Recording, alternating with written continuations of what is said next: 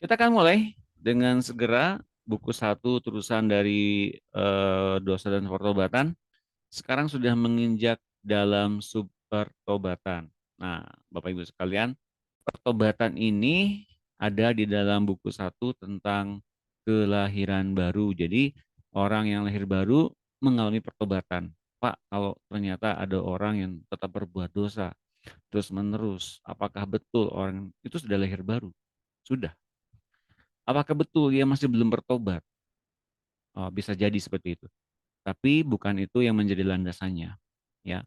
Bagaimana ternyata kita diperlihatkan oleh Roh Kudus, bagaimana kita bisa mengalami kelepasan dan mengalami pertobatan secara sepenuhnya.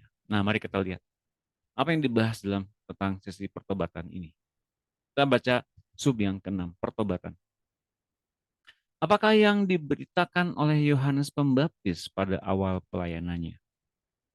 Mari kita baca ayatnya, Lukas 3 ayat 3. Lukas 3 ayat 3. Oke, saya minta boleh Bu Yunike tolong baca. Selamat sore Bu Yunike. Haleluya. Ya Pak, Shalom. selamat sore Halo, nih, selamat Shalom. sore, Shalom. Silakan Bu. Shalom. Ya. Firman Allah kepada Yohanes, anak Zakaria, di padang gurun. Maka maka datanglah Yohanes ke seluruh daerah Yordan dan menyerukan, bertobatlah, aku berilah dirimu dibaptis, dan Allah akan mengampuni dosamu. Ya, Seperti ada. cukup cukup. Terima kasih Bu Yunike. Ya, Ya, sama Pak Doni. ya. Terima kasih. Nah, Yohanes menyerukan pertobatan, ya. Di mana pada saat sebelumnya belum ada yang menyerukan pertobatan seperti itu, ya. Menyerukan pertobatan dan beri diri dibaptis. Ini belum ada sebelumnya nih, teman-teman, ya.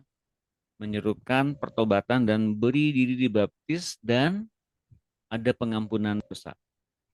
Nah, kalau kita baca sebelumnya, kalau kita mendengarkan sebelumnya di pelajaran di hari Sabtu yang lampau, bahwa kalau ternyata ada penebusan oleh darah anak domba atau darah binatang, ya, itu dosa memang pada saat itu apa namanya? Apakah diampuni seperti pengampunan yang diberikan oleh Allah pada hari ini? Tentu tidak. Darah binatang pada saat itu menggambarkan, ya, bahwa kelak nanti ada secara sempurna ada darah penebusan yang dilakukan oleh Yesus Kristus. Darah yang dikucurkan oleh anak domba Allah itu. Oke, jadi jelas ya bahwa tidak ada satupun juga korban bakaran, pencurahan darah binatang yang dikucurkan dari perjanjian lama itu sanggup dengan sempurna menyelamatkan manusia. Oke, jelas ya.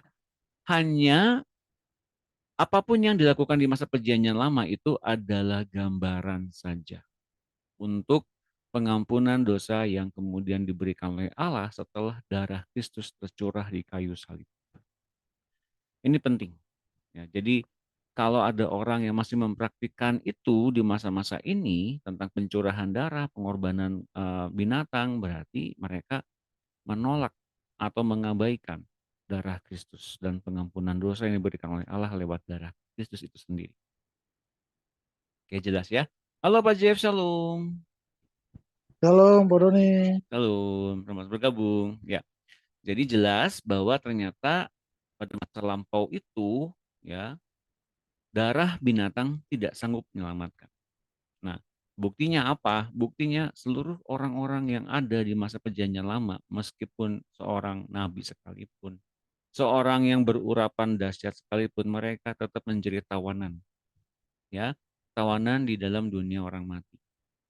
Nah, kita nggak ngebahas itu lebih lanjut, tapi kita melihat bahwa pelayanan Yohanes Pembaptis ini adalah soal membicarakan pertobatan, baptisan, dan pengampunan dosa.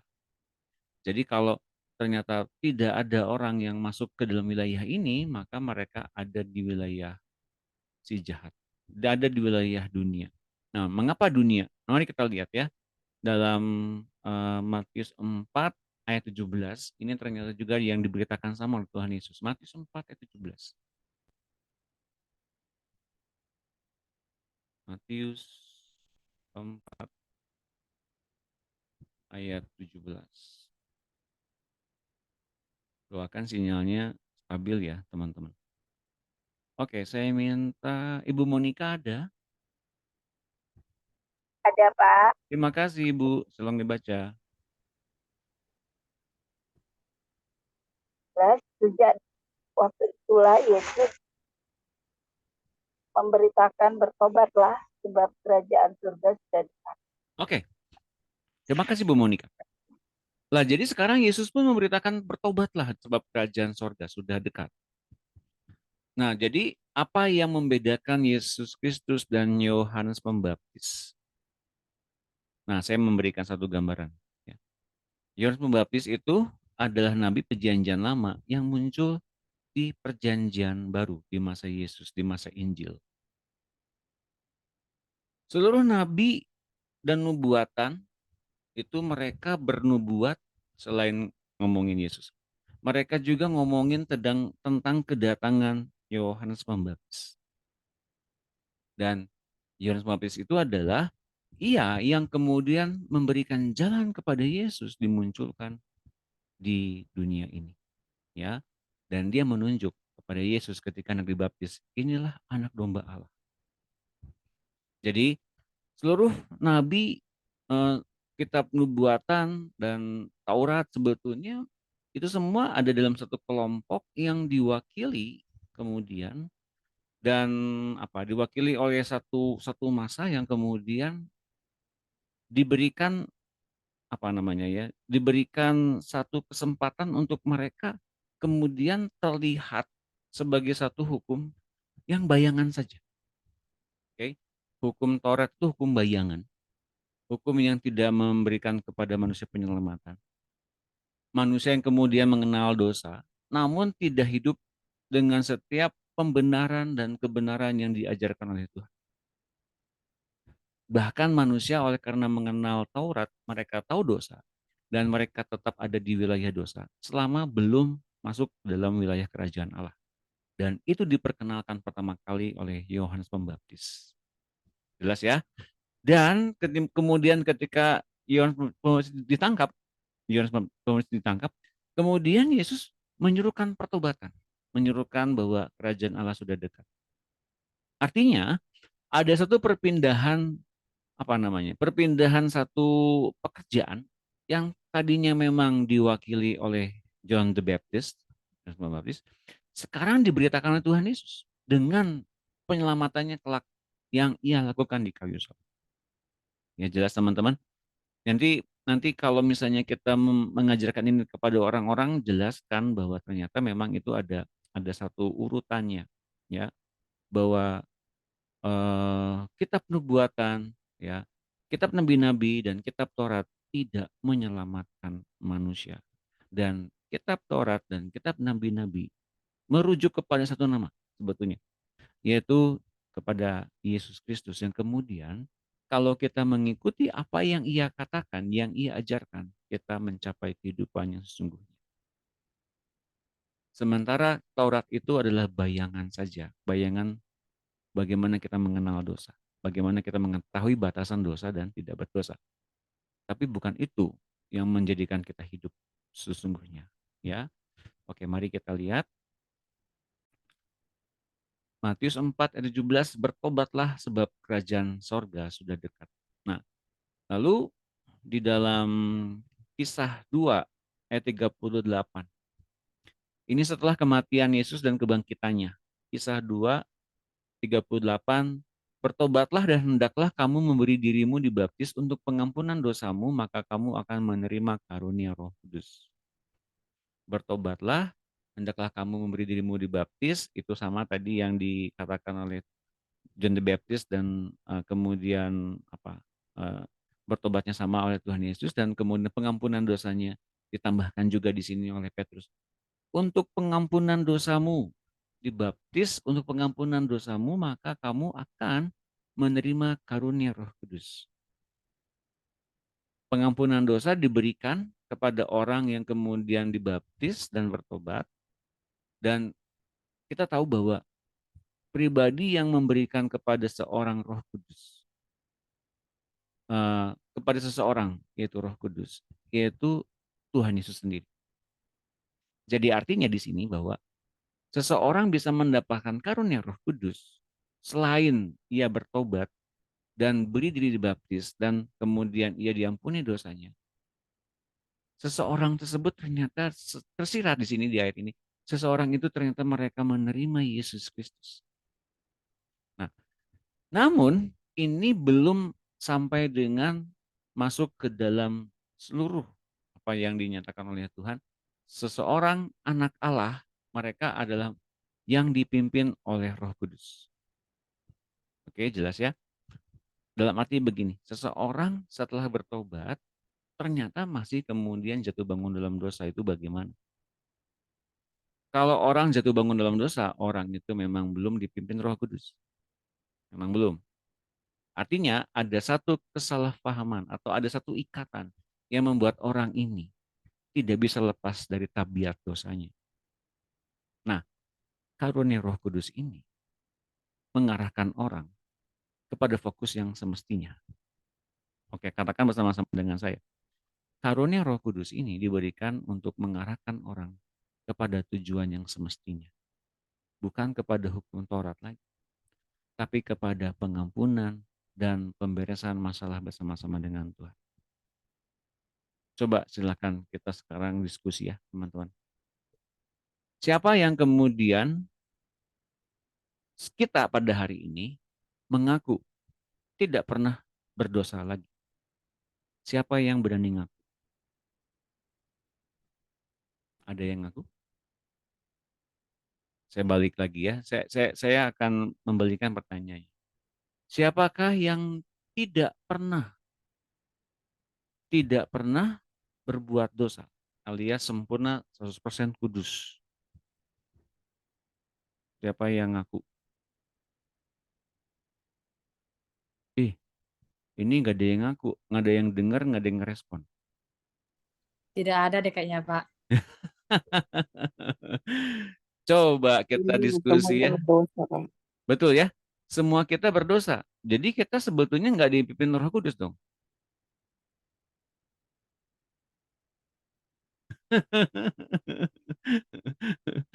Oke, sekarang kita mau diskusi ya. Silahkan kita open diskusi hari ini. Jadi siapa saja yang ngaku bahwa setiap kita ternyata sudah sempurna dan tanpa dosa. Nggak ada juga yang ngaku. Oke. Siapa yang kita bebas dari dosa? Juga nggak ada yang ngaku. Dan siapa yang kemudian ngerasa dirinya dipimpin Roh Kudus? Ini pertanyaan yang ketiga. Saya. Oke, mengapa Bu Ari bisa mengaku dipimpin Roh Kudus?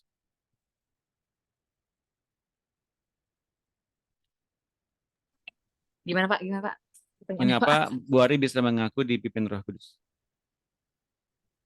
Karena setiap apa yang saya mau kerjakan gitu, itu apa namanya, ada seperti yang memberitahukan saya bahwa, oh kamu boleh melakukan ini, kamu nggak boleh, kamu maksudnya ada yang seperti kayak mengarahkan saya gitu. Jadi dan selalu ada yang menasehati saya dalam saya melakukan sesuatu. Jadi itu bagi saya ada yang memimpin dan saya percaya itu adalah Roh Kudus, Pak. Oke. Tepuk tangan. Bagus ya. Oke, ada lagi yang mau mengaku sudah dipimpin Roh Kudus? Kok kayaknya ketar-ketir banget ya. Ketar-ketir gitu. Nggak mau ngakuin. Sedikit aja dipimpin Roh Kudus gitu. Ada nggak? Pak, dipimpin Roh Kudus. Ini nggak ada yang ngaku. Bapak Ibu, Saya, Pak.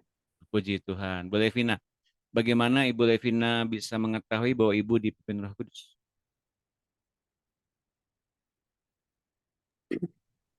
Ya, eh,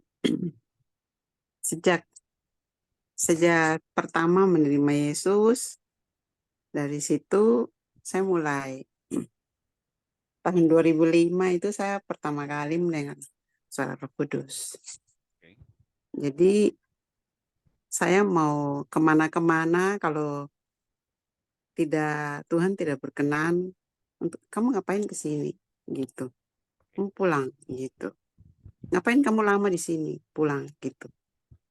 Begitu. Jadi saya selalu diarahkan begitu seperti yang tadi Ibu Ari. Seperti itu. Terus kalau saya berpikir yang salah, kamu tidak perlu berpikir seperti itu. Itu salah. Kamu harusnya begini. Gitu.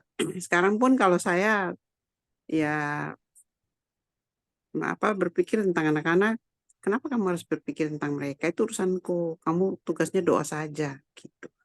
Jadi ya memang seperti begitu. Terkadang saya berpikir, kamu bikin susah diri sendiri saja berpikir. Kan aku ada begitu. Jadi memang harus benar-benar full untuk dipimpin oleh Tuhan, oleh Roh Kudus, karena semuanya itu Tuhan yang maha tahu. Tuhan yang maha tahu semuanya.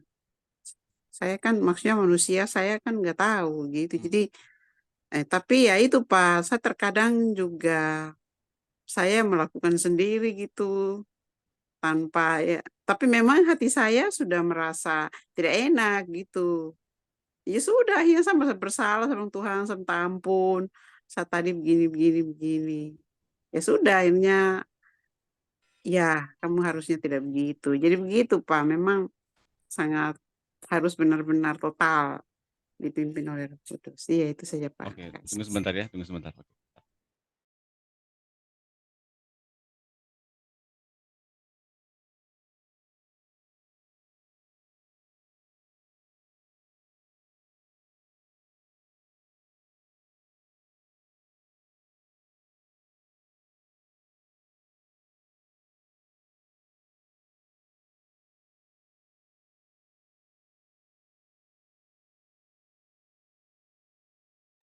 Ini tuh ya, Telkomsel itu kan saya Telkomsel nih.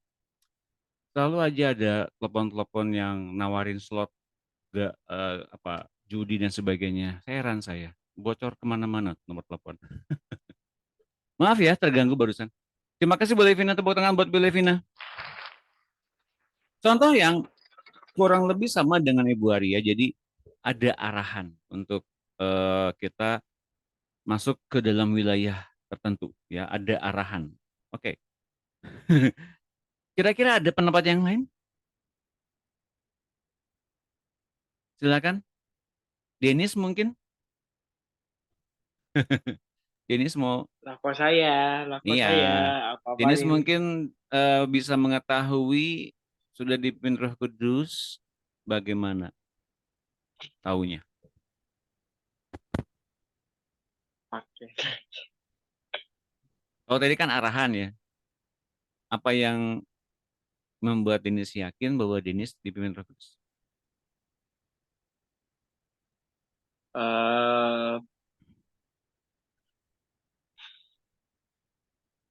Disuruh tiba-tiba sesuatu dan disuruh sesuatu secara tiba-tiba dan datang aja suara entah dari mana.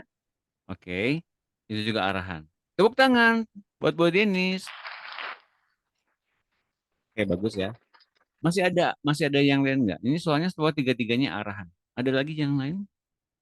Buat seseorang dipimpin Roh Kudus. Oke, contohnya ini saya mau bagikan satu. Diingatkan, Pak. Diingatkan. Oke, misalnya. Oke, silakan. Bu Enda. Kalau saya, kadang-kala saya selalu dikasih ingat.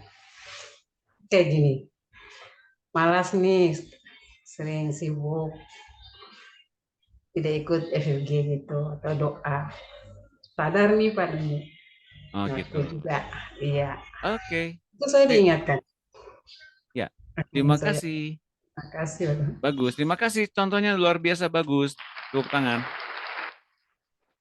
Oke, saya bagikan ayat ya, ayat untuk kita mendukung semuanya yang tadi disaksikan oleh Bu Ari, Denis, Bu Levina, dan Bu Enda. Peran Roh Kudus adalah memberikan arahan. Oke.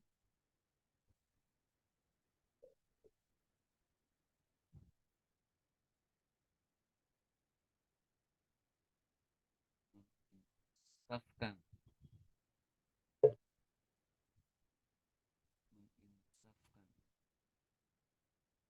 Oke.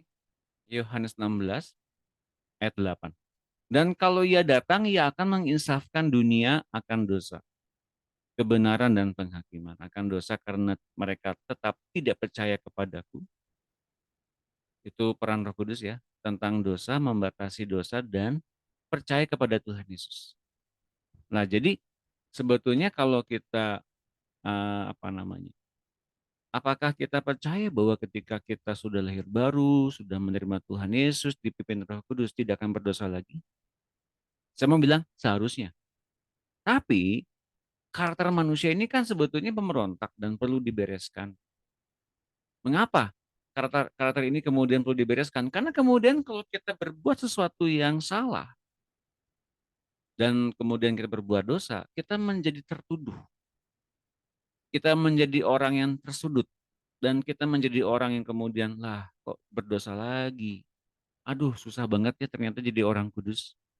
Susah banget ya ternyata jadi orang benar. Susah banget ya ternyata jadi orang yang orang orang apa? Orang yang Tuhan senangi. Tahu nggak masalahnya Bapak Ibu sekalian kalau di sini ternyata kita memang seperti itu. Kita berbuat sesuatu kebaikan dengan versi yang kita ingin dibenarkan oleh Tuhan. Bukan tuntunan dari Tuhan yang membuat kita menjadi orang yang sebenarnya diinginkan oleh Tuhan.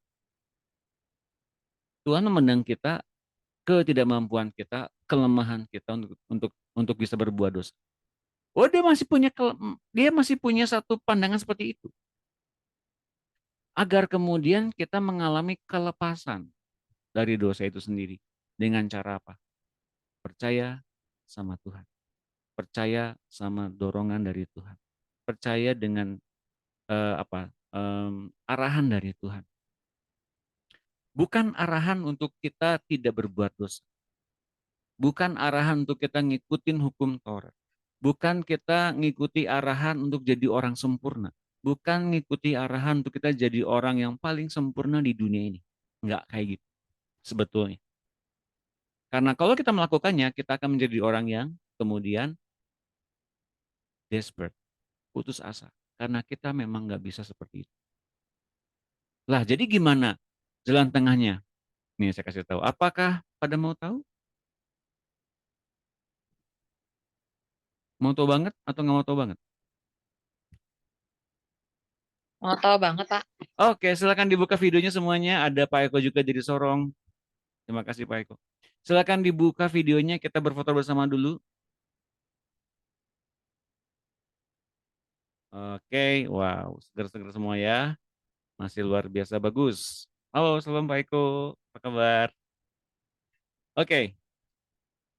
Kita berfoto bersama. 1, 2, 3. Satu lagi. 1, 2, 3. Oke, terima kasih. Tepuk tangan semuanya. Nah, saya ulangi lagi tadi ya. Ternyata kita tuh sulit untuk tetap menjadi orang yang sempurna. Sulit dalam kaitan kita nggak bisa lepas dari dosa nih. Barangkali kita ada dalam sistem yang salah. Karena yang kita ikutin mungkin bukan Tuhan. Yang kita ikuti mungkin dorongan hati nurani kita untuk tidak berbuat dosa. Dan kalau kita ngikutin itu, berbuat dosa lagi dan berbuat dosa lagi. Minimal yang kita tampilkan sebelum kita berbuat dosa, kita menampilkan tabiat atau karakter yang buruk. Minimal. Mengapa? Karena terlebih dulu kalau kemudian Yesus mati untuk kita, ia menyalibkan apa? Siapa yang tahu?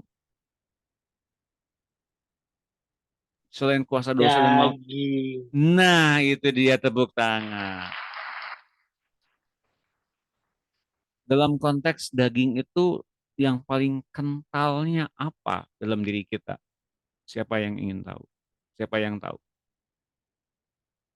Kalau itu daging disalibkan oleh Tuhan Yesus, sebetulnya yang sedang Ia salibkan dalam diri kita terus-menerus itu apa? Amarah. Amarah? No. Bukan.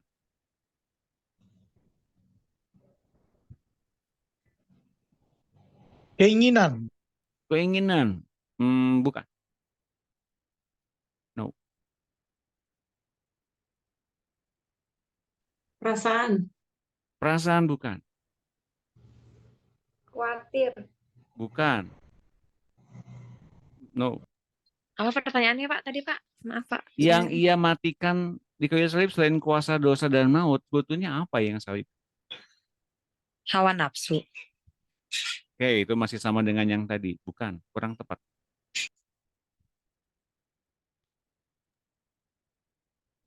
Manusia Self-centered. lama. Oke, Denis tadi apa? Denis? Glenn? Self-centered.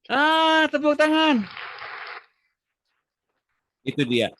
Self-centered adalah pusat tentang keakuan. Dan di dalamnya ada amarah, ada iri hati, ada penyembahan berhala, ada kesombongan, ada keangkuhan, dan kedagingan. Kalau kita masih punya self-centered, kita nggak bisa menyenangkan Tuhan. Dan kita gagal terus dalam dosa dan maut. Mengertikah itu teman-teman? Pikirkan ini ya. Kalau kita sekarang tidak bisa masuk dalam rencana Tuhan, kan saya sibuk Pak, kan saya punya kegiatan Pak, kan saya ada begini begitu. Itu kan self-centered. Pertanyaan saya, apakah Tuhan keberatan dengan itu semua? Siapa yang kemudian ketika kita berdoa sama Tuhan, Tuhan ampuni saya kemudian saya punya kesibukan, saya nggak bisa pelayanan, saya nggak bisa FFG, saya nggak bisa pemburi, dan saya nggak bisa ikut retret. Ampuni saya Tuhan. Lalu Tuhannya gimana? Marah gitu. Dasar kamu pemalas. Gitu? Enggak. Apa yang Tuhan lakukan? Oh iya, aku ampuni. Ya kan? Tapi sebetulnya jauh dalam hatinya, ia ingin agar kita serupa dengan dia. Ngikuti apa yang ia inginkan. Betul nggak? Dan berapa banyak kita gagal masuk ke area itu? Karena kita pikir kita masih punya. Apa yang kita patut perjuangkan di depan. Itu self-centered semuanya. Berpusat kepada keakuan. Nah teman-teman, ini sumber permasalahan dari setiap permasalahan yang ada di dunia ini. Karena dunia ini ada di bawah penghukuman. Ada di bawah dosa, ada di bawah kuasa si jahat. Dan penguasa dunia ini sudah dihukum sama Tuhan. Tapi keakuan itu ngikutin dunia. Takluk di bawah penghukuman Tuhan. Itu dia masalahnya. Mengertikah itu teman-teman? Nah, sekarang kalau kita mengerti hal ini, ya, jadi kalau kita lagi ngadepin pergumulan apakah itu soal keuangan, kesehatan, apapun itu semuanya berpusat di mana? Self-centered. Coba kalau kita bilang sama Tuhan, Tuhan apa yang kau mau? Apa yang kau putus? Apa yang kau ingin aku lakukan? Dan kita melakukannya, kita sedang dipimpin oleh Roh Kudus yang sesungguhnya. Itu bukan self-centered lagi. Itu bukan ego kita lagi. Tapi itu benar-benar keinginan Tuhan. Jelas teman-teman? Bisa bedakan? Ada pertanyaan spesifik? Nah, sekarang kalau ternyata kita masuk ke dalam berbagai-bagai contoh-contoh yang ada di dunia ini ya. Banyak orang kemudian melihat ada satu peribadatan yang luar biasa, ada kegerakan rohani yang luar biasa, ada satu penyembahan yang luar biasa. Tapi sesungguhnya kalau semuanya itu tidak pernah dimatikan self-centernya, ya sama aja bohong. Kita lagi ngikutin apa sebetulnya? Ritual agamawi dan dunia. Karena cenderung yang kita ikuti sebenarnya kepuasan rohaninya. Dan kepuasan rohani bukan berpusat kepada kepuasan rohani apa yang Tuhan inginkan. Ternyata kepuasan rohani dalam kedagingan. Saya ingin penyembahan yang dalam. Saya pengen penyembahan. Seperti apa yang dalam? Oh, yang bisa menangis, yang bisa lepaskan semuanya. Lepaskan apa? Kesedihan saya, beban saya. Tapi self-centerednya masih ada. Oh, sama aja bohong. Siapa yang nangkep apa yang saya bilang barusan? Bahayanya self-centered. Separah itu loh. Hingga benar-benar fokusnya memang kepada diri sendiri, tapi seolah-olah pengennya nyenengin Tuhan. Padahal jauh dari nyenengin Tuhan. Nah, satu ayat lagi yang tadi akan saya jelaskan tentang Pak, saya ini. bertanya nggak Pak dulu Pak? Oke, boleh silakan. Tadi berarti yang saya apa di benak saya tuh mikir gini, kan di awal tuh Bapak jelaskan tentang yang bahwa kan ditekankan itu bertobat sama baptis diri gitu kan. Ya. Berarti kan baptis itu kan kayak penting banget kan. Yup. Dan di situ kan di ayat itu bahwa nanti apa namanya akan menerima roh. Karunia Menerima roh. roh. Karunia roh. Heeh. Nah, terus habis itu kan banyak ya banyak kayak kita lihat tuh bahwa orang yang bertobat, dia benar-benar bertobat tapi nggak masih berani dibaptis gitu Pak. Kan ada beberapa yang kayak gitu.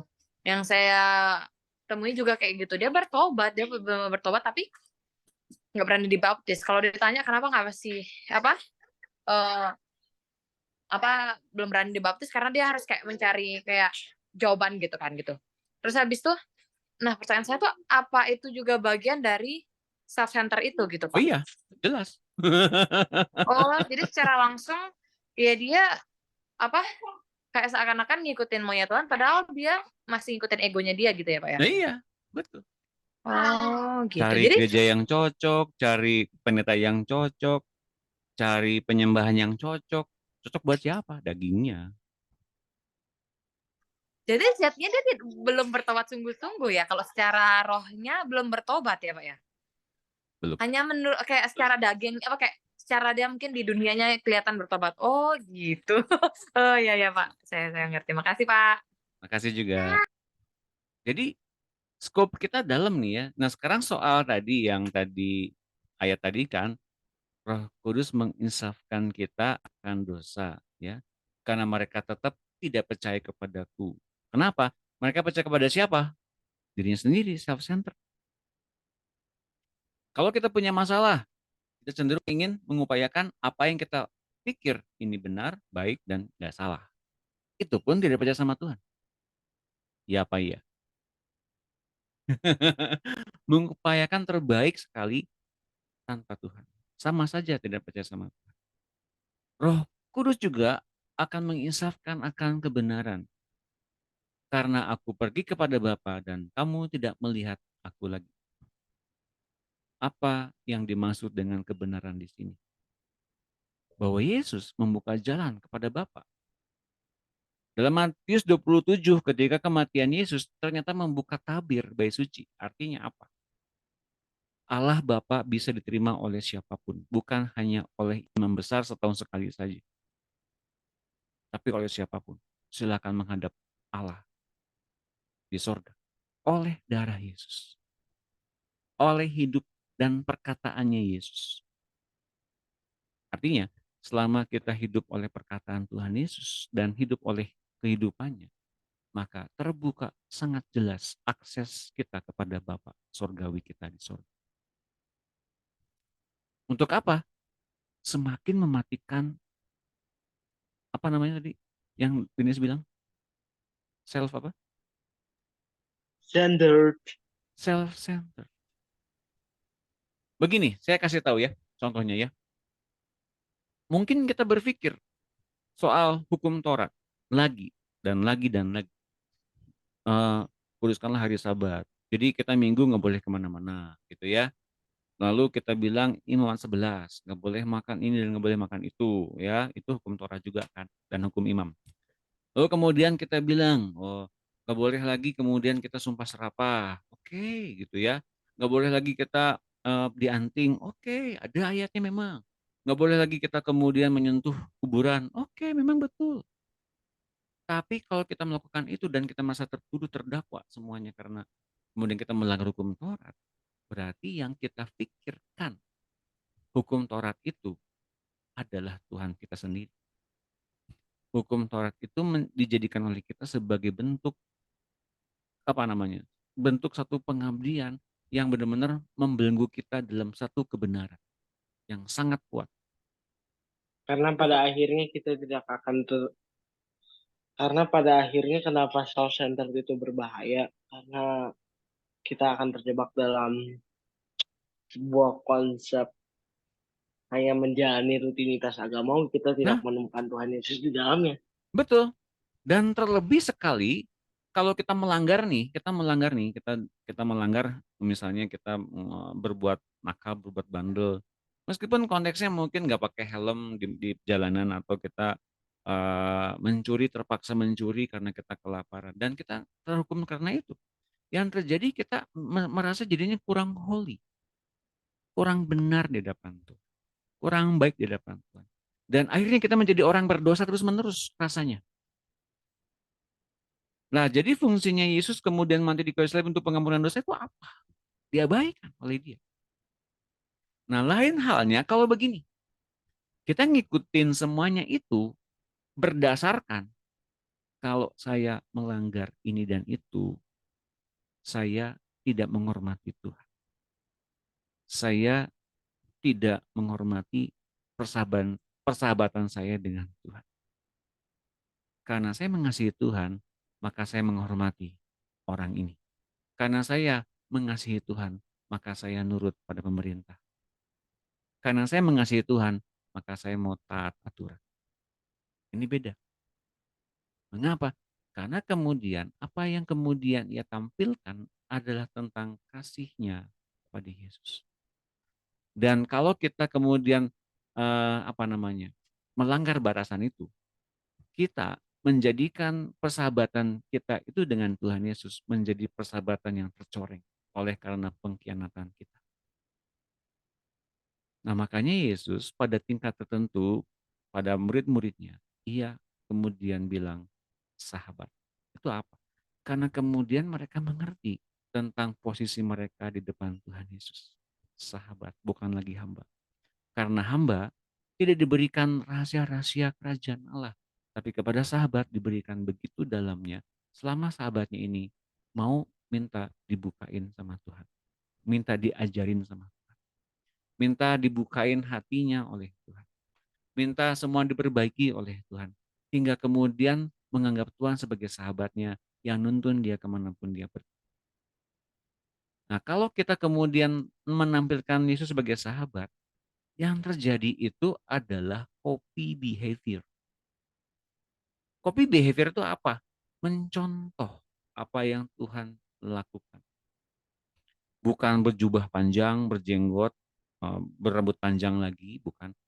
Pasang salib Yesus di leher sebagai kalung gitu ya. Enggak kayak gitu. Tapi menampilkan seluruh tabiat perbuatan karakter Kristus yang mengasihi. Dan ketika kita melakukannya, kita menghormati persahabatan dengan dimanapun kalau kita lakukan itu, pada faktanya kita sedang dituntun oleh Roh Kudus. Apakah mungkin berbuat dosa? Mungkin. Masih bisa berbuat dosa? Masih. Tapi bukan itu tujuan akhirnya. Berbuat dosa apa tidak berbuat dosa? Bukan itu. Tapi menuruti pimpinan Roh Kudus kemanapun diarahkan oleh Dia. Dan saya mau katakan bisa saja kita berbuat dosa, bisa. Tapi saya mau katakan bukan itu standarnya. Mengerti enggak? Tepuk tangan semuanya. Contoh, saya baru baca tentang Daud nih ya. Daud itu kemudian jadi bersahabat dengan orang Filistin, Raja Akis. Dia seolah-olah menjadi orang yang ada di wilayah Filistin sebagai bersahabat dengan Raja Akis. Karena lalu dari mertuanya Saul. Kok boleh? Itu kan musuhnya dia. Secara kemudian dia membunuh Goliat, itu kan Goliat orang Filistin. Tapi kok boleh? Bukan boleh atau nggak boleh, teman-teman. Tapi berdasarkan kemudian apa yang sedang Tuhan ajarkan pada Daud, tentang Daud yang kemudian lari dari Saul. Mengapa dia lari dari Saul? Itu nanti teman-teman baca sendiri. Sampai akhirnya dalam pelariannya itu Daud kemudian masuk ke bait suci dan kemudian memakan roti sajian. Dan diperbolehkan sama imam. Mengapa? Karena mereka kudus selama perjalanannya. Sekali lagi saya mau katakan, Perjalanan dengan Tuhan selama hidup kita di muka bumi ini, kalau kita memang bersahabat dengan Tuhan, kita dikuduskan oleh-Nya. Meskipun kita masih tampilnya banyak dosa, tapi kita dikuduskan dan kita dibenarkan. Meskipun kita punya banyak kesalahan, tapi itu akan dikoreksi dengan cepat oleh Tuhan. Untuk kita menjadi pribadi yang benar-benar dalam pandangan Tuhan sebagai sahabat. Tepuk tangan. Karena mengerti prinsipnya teman-teman tentang pertobatan. Jadi bukan atribut yang ditampilkan, tapi benar-benar itu urusan kita dengan Tuhan di dalam hati kita. Dan itu hanya Tuhan yang tahu. Salam Ibu Yohana. Silakan bergabung. Ada pertanyaan sampai sini teman-teman? Nah mumpung ini buku satu ya dasar, jadi kita masih dasar ini, kita masih perlu pendalamannya tentang pertobatan. Saya percaya buku satu dibagikan mungkin tahun 2000 sekian di awal-awal, tapi saya percaya tahun 2024 ini pembagian buku satunya lebih dalam pendalamannya ya. Oke, ada pertanyaan mungkin teman-teman? Ada yang bagikan? Lagi boleh nggak, Pak? Boleh, silakan Ibu Adi karena belum ada pertanyaan. Silakan. Apa namanya? Saya tuh kan mau tanya tadi yang tentang, saya lupa tadi. Itu kan Roh Kudus itu kan di ayatnya tuh berkata bahwa terimalah kamu dibaptis maka kamu akan menerima roh. Ya. Nah, kan banyak nih yang kayak ikut percaya Tuhan ya. Dia bilang percaya Tuhan bahwa dia sudah pergi ke gereja gitu kan. Tapi dia kan nggak dibaptis gitu kan, Pak. Sedangkan tanda pertobatan pertama itu kan adalah dibaptis. Berarti di dalam dirinya dia itu belum menerima Roh Kudus gitu ya, Pak. Belum menerima Roh Tuhan itu ya. Jadi saya bingung gitu kan. Dia kan selama ini kan kayak di gereja siapapun itu kan khotbahnya bahwa siapa yang percaya Tuhan dia pasti akan menerima roh itu gitu kan. Tapi kan dia banyak nih yang di gereja juga belum berani mau dibaptis gitu. Nah, bagaimana itu? Apakah dia yang belum menerima Roh Kudus di dalamnya, tetapi dia bisa disertai Roh Kudus kayak di sekitarnya aja gitu membimbing dia, atau gimana Pak jadinya? Oke, ada yang mau jawab barangkali? Oke, boleh Dini, silakan jawab. Semoga nggak salah ya. Baptisan itu tanda awal kita pindah ke dalam kerajaan Allah. Dan ketika kita menerima baptisan, otomatis kita dilahirkan baru. Dan ketika kita dilahirkan baru, kita tuh sudah memakai tubuh yang baru atau menjadi ciptaan yang baru dan kita bisa menerima Roh Kudus. Ya, saya balikin aja ke Ibu. Kalau orang tersebut belum dibaptis, ya gimana bisa orang itu ada Roh Kudus di dalam dirinya? Karena orang itu saja pada hakikatnya itu belum lahir baru, belum dibaptis. Karena dibaptis tuh bukan hanya sekedar simbol, tetapi ketika dibaptis pun seseorang tuh dapat mengakses atau menerima Roh Kudus. Karena untuk memakai yang baru tidak bisa menggunakan juga yang lama. Kejawab nggak? Wah, tepuk tangan buat Denis. Mantap. Iya, akhirnya ya ngerti sih, bener. Berarti selama ini yang kan ada nih pernah waktu sharing-sharing gitu ya. Dia tuh ini Pak, dia kayak ngerasa bahwa ya dia disertai lah gitu ya sama Roh Kudus gitu kayak gitu kan. Tapi dia ini kan belum dibaptis gitu. Dia baru mau mengenal Tuhan itu kan, baru mengenal Tuhan Yesus, tapi dia pergi ke gereja segala macam gitu. Dan dia ngerasa bahwa kayak dia itu kan ikut ke gereja itu karena pacarnya Pak Kristen gitu kan ya. Tapi dia ngerasa bahwa kayak dia tuh ngerasa kayak ada yang kayak mengarahkan dia gitu supaya dia tuh kayak dia abang-abang jadi kayak itu sudah, maksudnya dia berasa bahwa Roh Kudus itu kayak memimpin dia gitu supaya dia tuh dan kayak ngajarin dia segala macam. Jadi dia tuh ngerasa bahwa dia nyaman gitu pergi. Jadi itu yang saya bilang, berarti tuh Roh Kudus belum ada di dalam dia kan. Tapi menutup kemungkinan nggak Pak, Roh Kudus itu kayak bukan menyertai, kan dia beda kan menyertai sama yang kayak di dalamnya dia sendiri penuh gitu, kepenuhan Roh Kudus sama dia cuma nyertain aja gitu kayak di sekitarnya gitu. Itu berarti nggak menutup kemungkinan orang itu Roh Kudus tetap bisa kayak ngasih kayak clue-clue gitu lah, kayak ngasih isyarat-isyarat ke orang itu ya gitu ya Pak? Begini, saya mau merefresh atau mereview dari apa yang telah kita pelajari. Bahwa di dalam hati orang-orang dunia sekalipun, orang luar Kristus sekalipun, orang luar Kristen sekalipun, mereka ngerasa ada yang nuntun. Dan itu Tuhan mereka, itu Allah mereka, itu kemampuan yang di luar nalar katanya.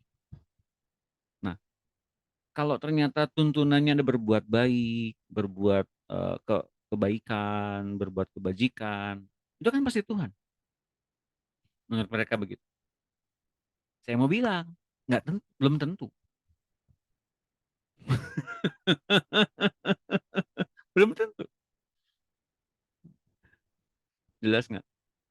Saya kasih tahu ya, adanya kaitan dengan kita dengan nenek moyang, penyembahan-penyembahan yang dilakukan oleh nenek moyang kita di masa lampau bukan kepada Tuhan, bukan kepada Allah yang benar. Ya. Semua orang yang begitu di masa lampau, mereka nggak ada yang nuntun juga. Siapa yang nuntun? Ya pokoknya sesuatu yang divine, yang ilahi, yang bukan dari manusia. Iya memang bukan dari manusia, karena itu adanya dalam pikiran, dalam jiwa. Dan saya mau katakan iman bukan perasaan. Dan iman akan dibuktikan benar-benar nyata, benar teruji kalau kita ngadepin apa. Siapa yang tahu? Kalau iman ada, teruji dengan jelas ketika ngadepin apa? Badai. Ketika kita menghadapi permasalahan, menghadapi badai. Badai. Baru ketemu imannya seperti apa. Iman itu dilatih.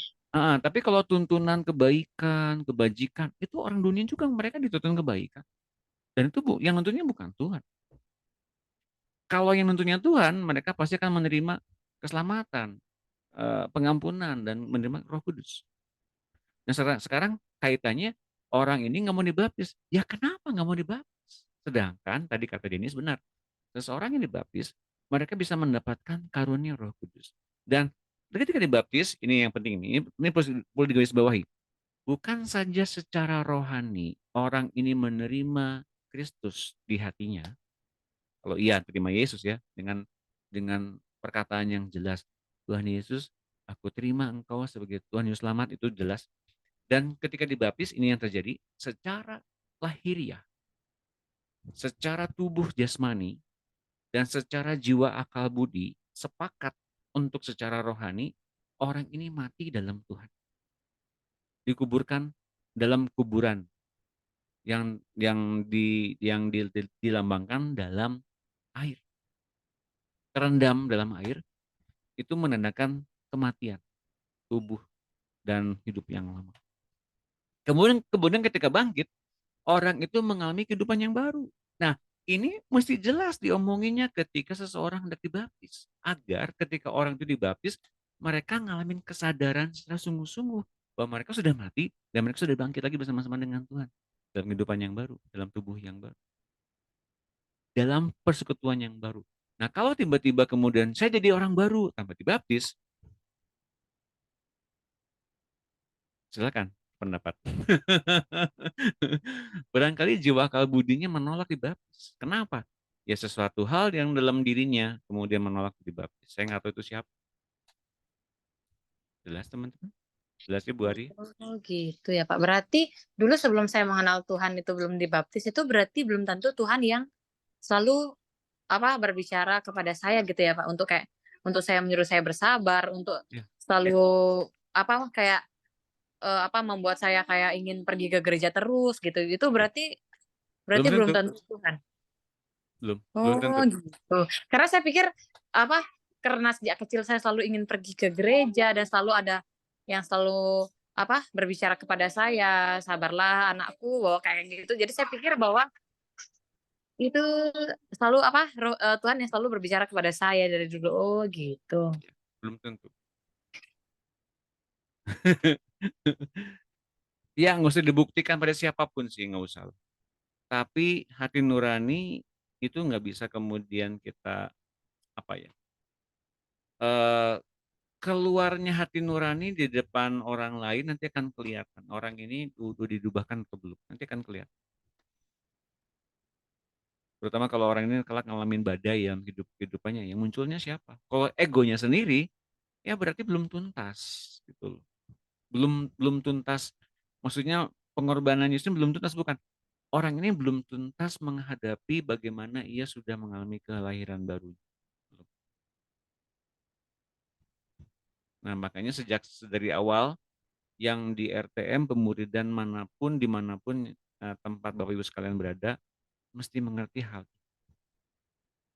Jangan ujuk-ujuk pelayanan, ujuk-ujuk kemudian jadi pendoa, ujuk-ujuk kemudian dapat satu karunia Roh Kudus tanpa tanpa penanganan yang jelas gitu. Karena kemudian orang dunia pun akan seperti itu. Jadinya, tiba-tiba jadi penyembuh, tiba-tiba jadi orang yang sering doain seseorang, kemudian ada mujizat, kemudian begini begitu. Nah, munculnya kelak ketahuannya nanti pada masa pengangkatan kelak yang begituan tertinggal. Mengapa? Karena mengharapkan terangkat naik, namun sebetulnya karakternya sendiri belum diubahkan, nggak tepat sasaran ke arah Kristus dan sebagainya sebagainya. Tentu saja itu akan mengalami apa distorsi dan akhirnya tertinggal di dalam dunia ini. Nggak sempat ngalamin apa pindah daerah yang tadi dijelaskan sama Denis, pindah daerah ke dalam hidup. Mengertikah itu, teman-teman? Ada pertanyaan? Oke, Denis mungkin? Pak. Nambahin lagi ya? Boleh, Nambahin lagi boleh. boleh, silakan. Jadi gini, kalau yang belum ngerti kadang-kadang kenapa kayak Ibu Ari itu barusan ngomong. Kenapa kayak ada orang-orang ngerasa kayak kayak dituntun Roh Kudus padahal sebenarnya nggak nggak selalu demikian, bahkan bukan dia tanda kutip Roh Kudus, karena ada yang perlu ditambahin lagi. O- Roh Kudus bisa menuntun seseorang dan mulai merasakan Roh Kudus dalam kehidupan kita semua itu satu syarat. Roh Kudus butuh penundukan diri kita kepada Dia. Yes. Makanya kenapa tanda awal sudah Roh Kudus sudah terdefault ada set di dalam hidup kita tuh berbahasa roh. Karena Roh Kudus itu mengontrol lidah. Yep. Dia yang men-take over kita.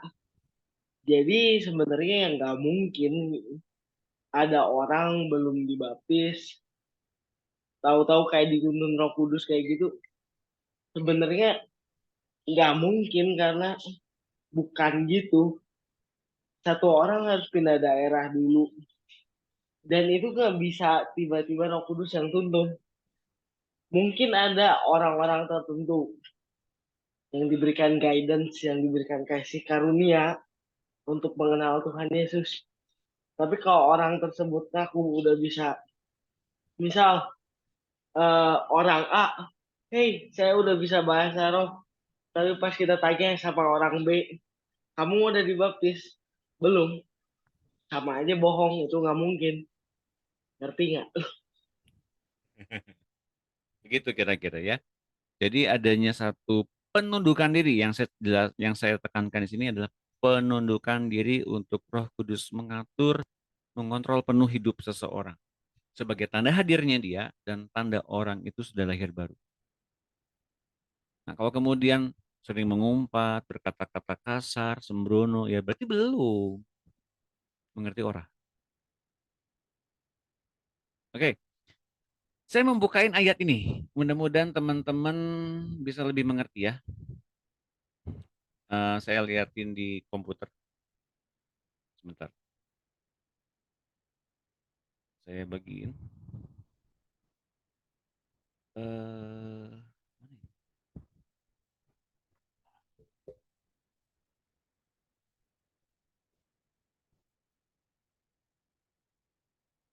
ya?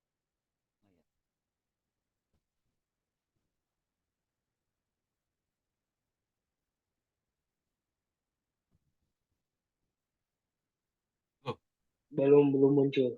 Muncul ya. Bentar. Saya pakai alat yang lain. Layar kamera. Sama aku aja. Boleh? Bisa? Ayat Alkitab kan. Alkitabnya tapi dari Bible U version. Punya nggak kamu? Versi apa ini? Versi The Message. Oke. Ada? Bentar. Keren. Bentar deh. Kohos aku keren banget. Silakan Denis. The Message.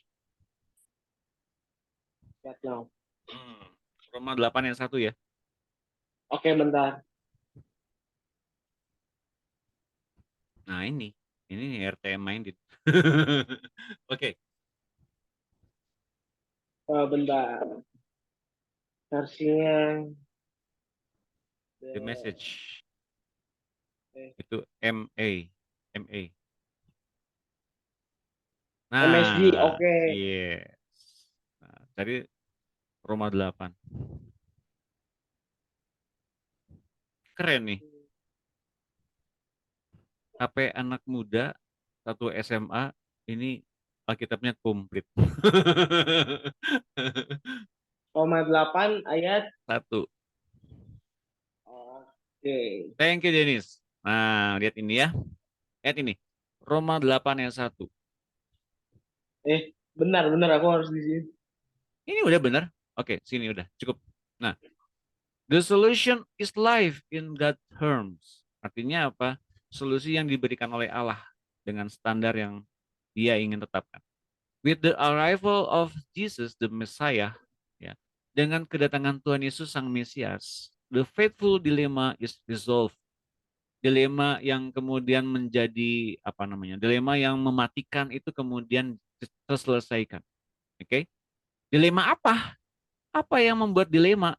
Nah, coba Denis liatin di di pasal 7 ayat akhir. Bentar. Oke. Thank you banget loh. Ayat akhir. Ayat akhir. Roma 7 ayat akhir. Ini dilemanya nih. Ayat 25. Iya, tuh. Benar. Nah, the answer, thank God, is that Jesus Christ can and does. He acts to set things right in this life of contradictions where I want to serve God. Oke. Nggak kelihatan. Bentar. With all my heart and mind. But am pulled by the influence of sin to do something totally different. Artinya apa? Di dalam ayat ini adanya dua hal yang berbeda, ya. Secara hati nurani ingin kita berbuat baik dan menyenangkan Tuhan, tapi perbuatan tubuh jasmaniah kita, pikiran kita dan daging kita itu terinfluence oleh dosa, terpengaruh oleh dosa dan kemudian kita takluk oleh dosa. Di hati kita ingin menyembah Allah, di hati kita ingin kita menyenangkan Allah, tapi kok perbuatan kita, pikiran kita, bahkan anggota tubuh kita menyenangkan hukum dosa.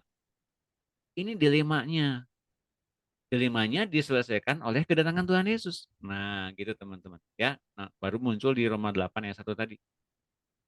Dilemanya diselesaikan Tuhan Yesus. Bagaimana Yesus menyelesaikan masalah dilema ini? Oke, Roma 8 ayat 1-nya. Bentar. Kembali ke Roma 8 ayat 1. The message. Nah, Salah. Bukan yang ini, bukan. Bukan. YouVersion. Nah ini ya. Roman. Nanti kapan-kapan kamu ngajar ya. Oke. Terus ini ya. The faithful dilemma is resolved. Tadi perbuatan hati. Ya, perbuatan hati kita ingin menyembah Tuhan, ingin menyenangkan Tuhan, tapi perbuatan tubuh jasmani kita, akal budi kita terikat oleh hukum dosa. Nah, lihat ini. Those who enter into Christ being, kenapa berubah-ubah? Nah, mereka yang masuk ke dalam pribadi Kristus, ya, kepada kehadiran Kristus, no longer have to live under a continuous low-lying black cloud.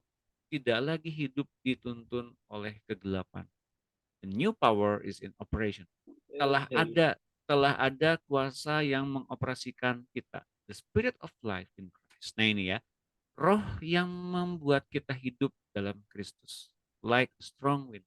Seperti angin yang kuat. Has magnificently cleared the air. Telah menyibakkan angin atau kegelapan itu. Freeing you, membebaskan kita from a fate lifetime of brutal tyranny of the hands, at the hands of sin and death. Membebaskan kita dari seluruh kehidupan yang telah dikondisikan dari penguasa yang sangat kejam dari tangan dosa dan maut. Jadi dosa dan maut itu tangan yang kejam, tirani yang kejam, membuat manusia manapun itu tetap dikuasai oleh dosa dan maut. Oke, God, lagi.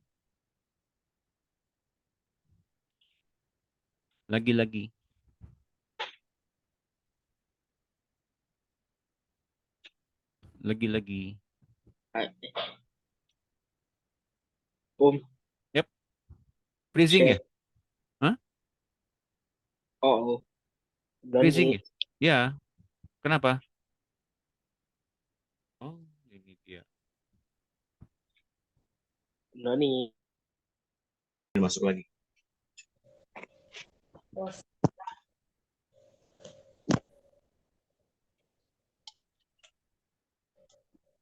Oke, silakan.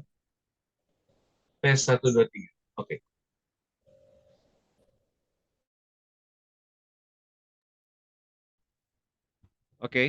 Oke, lihat ya. Tuh ini kok jadinya, apakah bisa dengar suara saya teman-teman?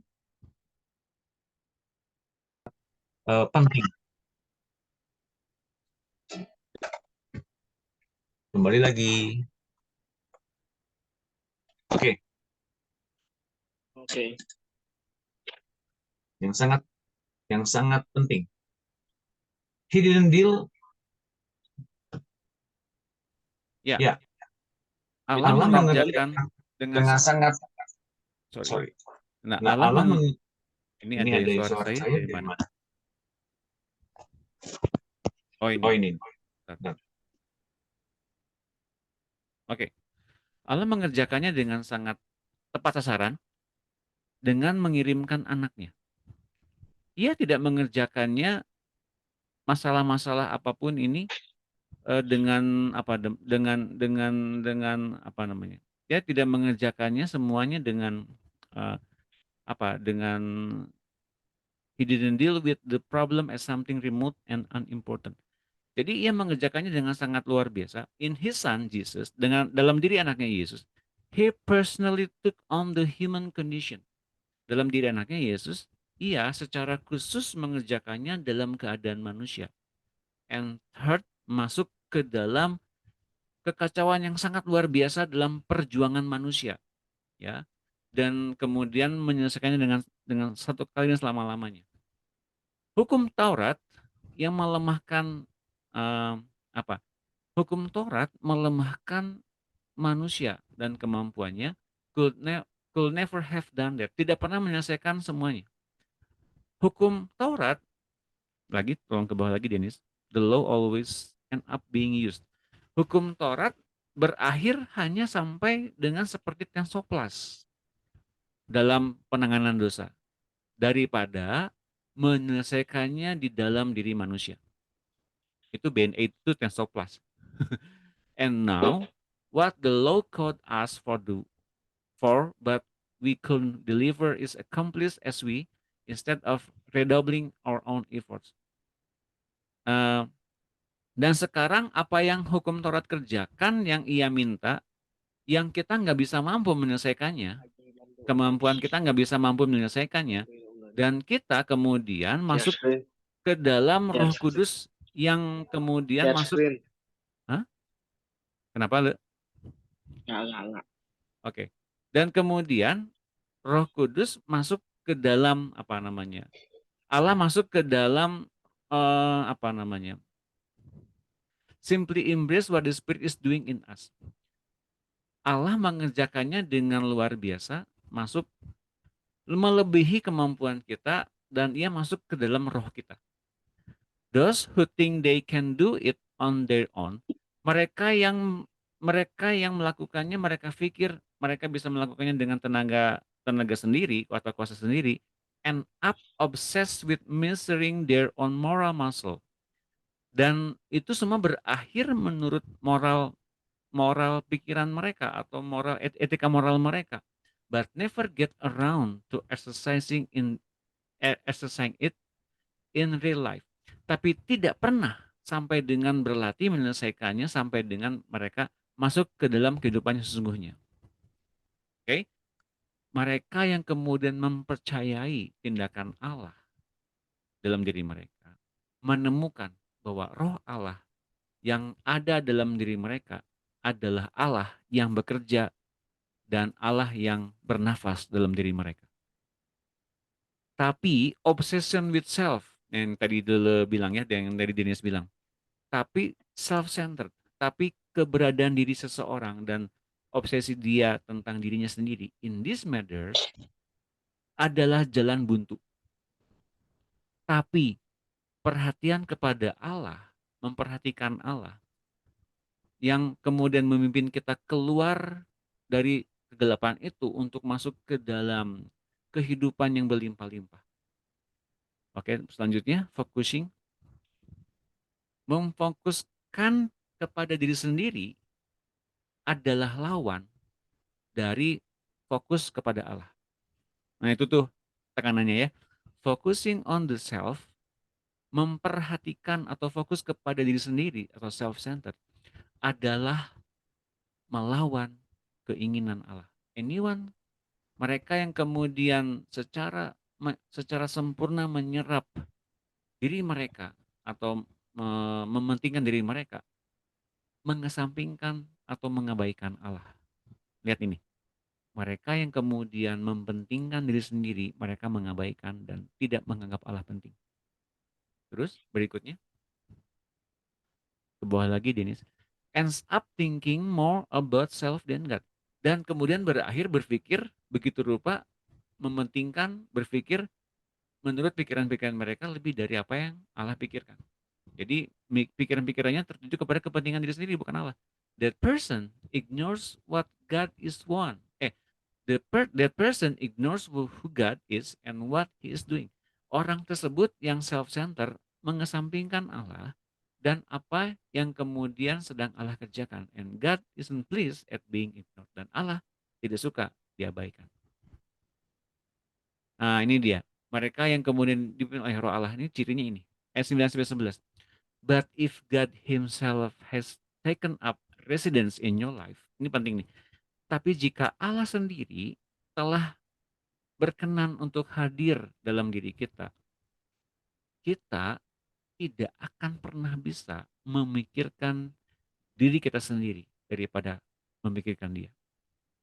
Semua orang tentu saja, who has not welcomed this invisible but clearly present God, mereka yang tidak pernah seperti ini, ya, tidak pernah merasakan seperti ini, artinya lebih memikirkan Allah daripada memikirkan diri sendiri. Mereka adalah yang mempunyai roh Kristus. Terus, tidak akan mengetahui apa yang kita bicarakan ini. Tapi bagi kita semua yang menerima Dia, in whom He dwells even though you still experience all the limitation of sin.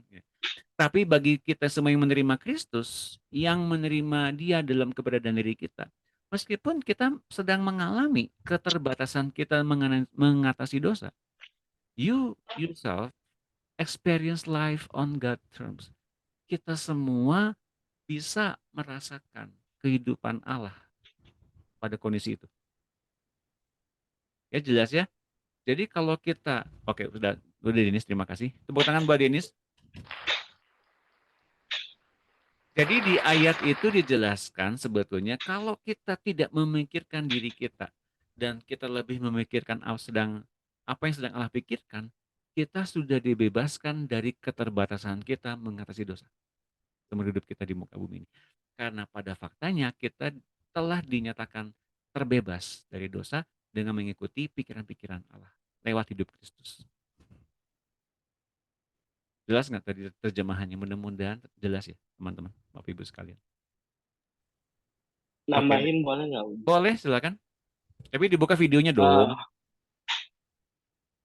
kalau mau lebih sederhana, aku coba sederhanakan ya, karena mungkin beberapa ibu versi bahasa Inggrisnya agak terlalu ini yang versi literal English translation. Jadi kalau mau dirangkum tuh, kenapa Bapak tuh membenci kita itu self-centered, yaitu berpusat kepada diri kita sendiri. Karena kayak tertulis di dalam versi itu, jika seseorang lebih fokus kepada dirinya sendiri dan mengabaikan apa yang Bapak perintahkan atau katakan dalam hidup seseorang, maka Bapak itu sedang diabaikan, dan Bapak Suryawi itu tidak suka jika anak-anaknya atau bahkan orang-orang yang mengenal dia mengabaikan apa yang dia perintahkan. Dan bedanya dengan ayat sebelumnya, who ignored, dan apa hasilnya ketika kita berhasil menemukan fokus yang benar terhadap Bapak, yaitu God-centered. Fokus kita berubah dari diri kita sendiri menjadi memandang kepada Bapak. Seperti yang tertulis di ayat itu. Makanya kita itu, buat kita itu dosa itu tidak menjadi pengaruh yang besar. Dan kita tidak terpengaruh lagi oleh daging dan dosa. Karena kita sudah memandang dalam fokus yang benar. Benar nggak sih? Tepuk tangan.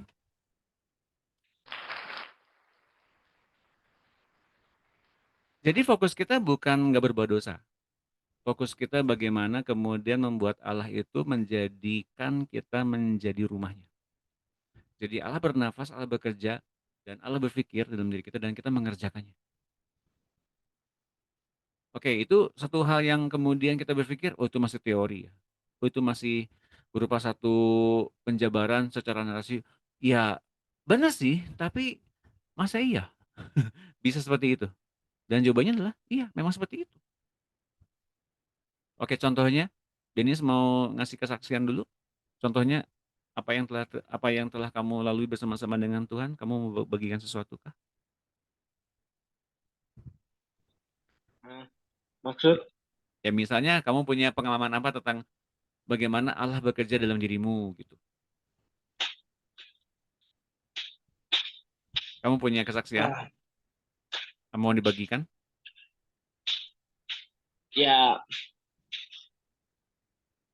mungkin Pak Doni sendiri sudah cerita mungkin di room Zoom ini. Belum. Tetapi yang gak yakin. Belum.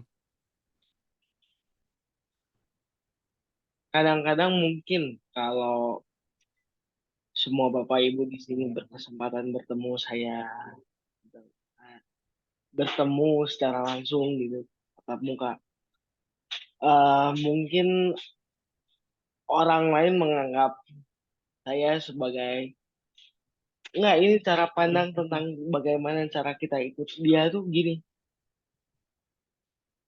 Mungkin di tiap hari kita punya struggle di dalam kehidupan kita.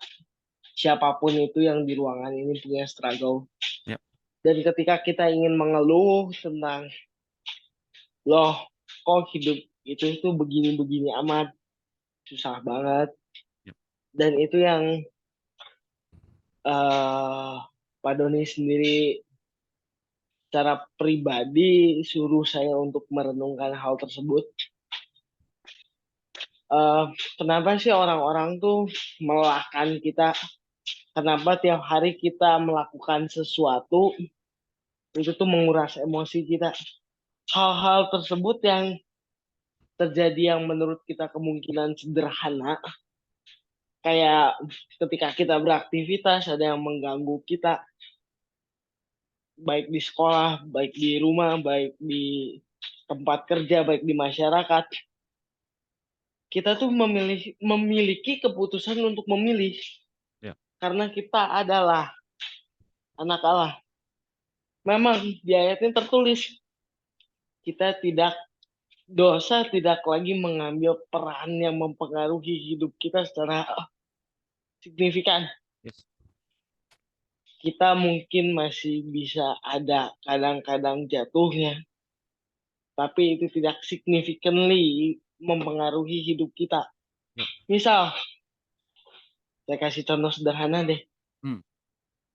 Pagi-pagi kita mau berangkat kerja atau pergi ke sekolah. Jalan macet, klakson sana sini, dan keadaan pagi hari yang sangat rusuh. Kita memilih keputusan buat sampai ke tempat kerja, suatu tempat kemanapun kita akan mengawali hari kita.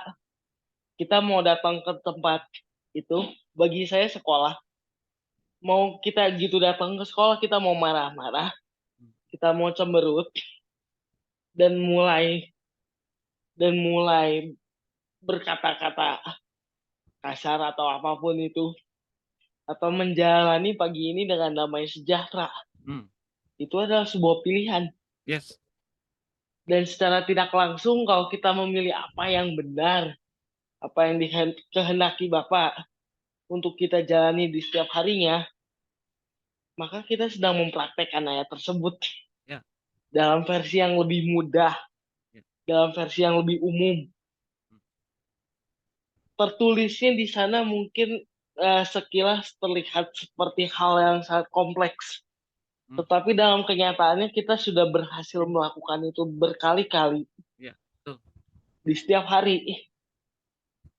Jadi selamat bagi Bapak Ibu semua yang sudah berhasil mempraktekkan itu dengan baik.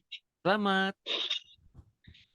Karena secara tidak sadar Bapak Ibu semua telah mempraktekkan ayat tersebut. Ya, betul. Yes. Dimanapun Bapak Ibu berada. Ya.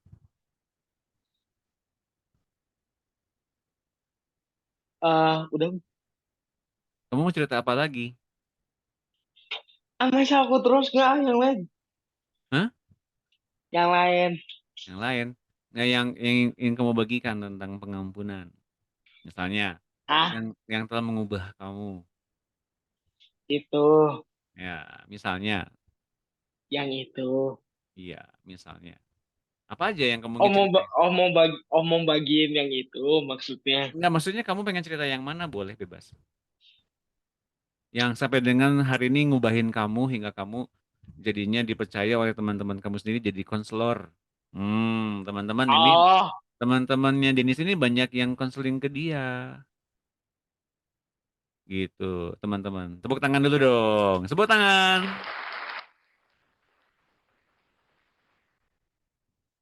Mau cerita yang mana, Denis? Silahkan.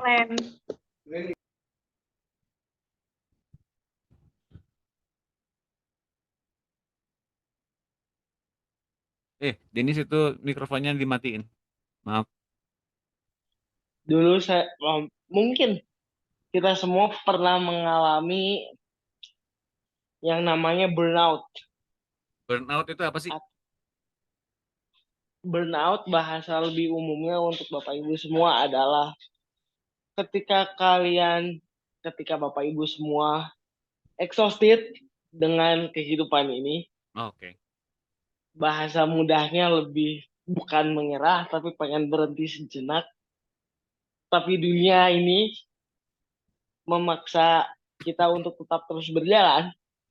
Dan akhirnya kita kelelahan secara emosi. Ya, oke. Saya pernah mengalami itu. Wow. Terus? Ya karena bukan karena apa ya, tekanan untuk belajar bla bla bla segala macam, bukan. Bagi kasus saya adalah sebuah lingkungan yang tidak nyaman untuk saya bersekolah, belajar, bergaul, bersosialisasi. Itu menjadi lingkungan yang sangat tidak nyaman bagi saya. Saya nggak bisa lari, saya nggak bisa berhenti, dan akhirnya saya burnout. Saya emosi berlebihan. Saya melakukan hal-hal yang nggak seharusnya saya lakukan. Dan tanpa sadar saya sudah mengundang apa yang disebut akar pahit secara tidak sengaja. Dan saya karena jujur pada waktu itu susah. Karena saya harus menghadapi keadaan yang sama selama kurang lebih 3 tahun straight. Dengan lingkungan yang sama, orang-orang yang sama juga. Saya nggak sadar saya udah membawa itu masuk ke tahap yang lebih lagi. Tetapi ya puji Tuhannya saya dilepaskan dengan cara melepaskan akar pahitnya, melepaskan pengampunan. Lukanya memang sudah sembuh, tapi apa yang lucu adalah mungkin Bapak Ibu ingat yang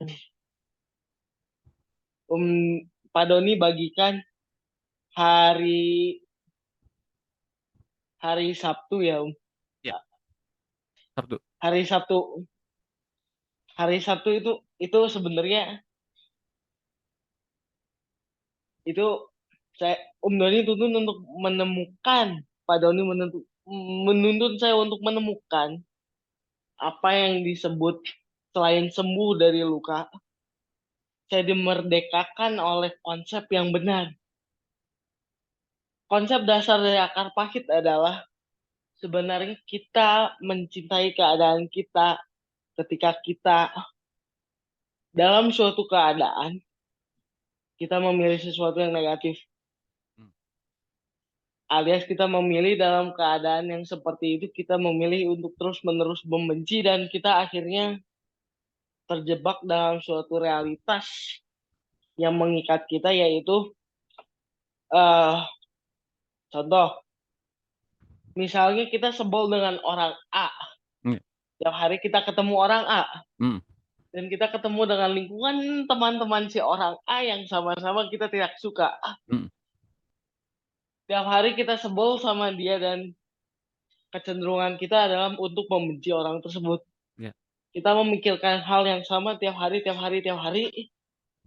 Dan kita menjadi terkurung dalam sebuah realitas kebencian itu. Dan itulah dasar dari akar pahit. Apa yang mengurung kita dalam sesuatu hal yang negatif. Apa yang di luar dari apa yang Bapak inginkan. Atau apa yang di luar dari kasihnya. Saya mungkin telah disembuhkan dari lukanya, tapi saya belum keluar sepenuhnya dari realitas, pengertian dan konsep tentang akar pahit. Dan apa yang Pak Doni sampaikan di hari Sabtu itu sebenarnya ketika saya dan Pak Doni berlatih bersama dan akhirnya saya mendapatkan konsep yang benar sehingga saya bisa menolong orang lain untuk keluar dari realitas itu. Dari sebuah realitas kepahitan, dendam. Karena sebenarnya selain mengampuni itu kita harus juga bisa keluar dari realitas yang kita ciptakan sendiri. Itu adalah sebuah realitas yang kebalikannya. Jika sebelumnya keadaannya tidak mengenakan, jika kita ingin membenci orang itu terus-menerus, selain memaafkan menjadi langkah awal untuk menyembuhkan akar pahit, tetapi kita ubah juga realitas itu menjadi realitas yang memerdekakan. Ketika sebelumnya saya menceritakan itu, ya saya akhirnya bisa memerdekakan orang-orang yang cerita sama saya dengan kondisi yang lebih parah bahkan. Nah, contohnya gini, tadi belum jelas teman-teman bilangnya, mungkin belum tahunya, belum jelas. Tentang apa sih nih? Hikmat dan pengertian. Waktu Sabtu itu saya jelaskan soal pengertian itu apa. Pengertian itu soal bagaimana kita pernah ngalamin satu hal yang tidak mengenakan, tapi kita masuk ke situ dan Tuhan merdekakan kita dari setiap masalah itu. Dan kemudian ketika kita dibereskan oleh Tuhan, kita mengerti, oh Tuhan tuh lagi ngajarin saya begini, itu pengertian. Dan kalau kita kemudian didatengin orang-orang yang dengan masalah yang hampir sama, kita bisa berikan kepada mereka tentang pengertian-pengertian ini. Meskipun secara rohani memang udah lepas, tapi secara jasmaniah dan akal budi belum. Contoh, saya kasih tahu dulu ya. Ini contohnya Denis tadi. Bahwa Denis mau ngampunin orang-orang yang bersalah kepada dia, yang mengejek dia, yang membuli dia gitu ya. Ya ampunin, tapi itu di hatinya masih sebel sama orang itu, benci. Nggak enak kok lihatnya gitu ya. Dan dia merasa masuk ke lingkungan itu menjadi beban gitu. Nah gitu ya. Tapi ketika mengerti konsepnya tentang bagaimana melepaskan pengampunan, dan ketika mendapatkan orang yang sama nih, level pikirannya sama, roh akar pahitnya sama datang ke dia, diberikan soal pengampunan nggak main, nggak jadi satu rumus yang membuat orang ini jadinya merdeka, enggak. Saya nggak mau ngampunin, saya nggak mau orang ini dibebaskan dari oleh pengampunan, saya nggak mau. Pokoknya orang itu mesti mendapatkan ganjaran yang setimpal, gitu misalnya. Artinya apa yang kita berikan kepada orang ini nggak melepaskan dia. Oke, mengapa? Karena kita pun ternyata punya belenggu yang sama dengan orang yang datang kepada kita ini. Mengerti nggak maksud saya? Jadi kita belum mengerti dilepaskan, mana mungkin kita bisa nuntun orang buta dengan kondisi kita yang menjadi orang buta juga. Mana mungkin orang buta menuntun orang buta dan keduanya mungkin masuk ke dalam lubang, kata Tuhan Yesus. Tapi orang yang punya terang dalam dirinya akan banyak bisa nuntun orang dalam kegelapan manapun. Karena orang ini kelak akan punya terang yang sumbernya sama dari Tuhan Yesus. Dan semua orang bisa berjalan dalam kegelapan manapun karena punya sumber terang yang sama dari Tuhan Yesus. Sumber yang dari Tuhan Yesus apa? Pengampunan, kasih, damai sejahtera. Itulah yang kemudian tadi dibagikan oleh Denis. Karena dia mengalami itu semua, ya bisa lepaskan semuanya dengan tuntas. Di sore itu ya Denis ya, kita doa sama-sama ya. Dan dia nangis loh. Wah. Dan dia nangis. Itu tanda kelepasannya. Dan hari ini, kalau kamu boleh cerita nanti ya, teman-teman yang datang ke dia tuh urusannya banyak tentang keluarga, background keluarga. Waktu itu kita juga lagi main bersama di rumah Denis, tiba-tiba ada yang ada rumah tangganya ribut, ada keluarga suami istri lagi ribut. Serius, ini terjadi serius. Saya hampir mau keluar tuh dari rumah Denis untuk nyamperin orang ini, tapi dihalang-halangin. Pak Doni panik. Dan dia ngalamin bagaimana orang-orang datang kepada dia dan menemukan kelepasan. Mengapa? Karena Denisnya udah dilepasin oleh Tuhan, maka Tuhan lewat Denis bisa ngelepasin orang-orang yang kemudian terikat dan dibebaskan oleh Tuhan yang sama yang telah melepaskan Denis dari akar pahit. Tepuk tangan semuanya.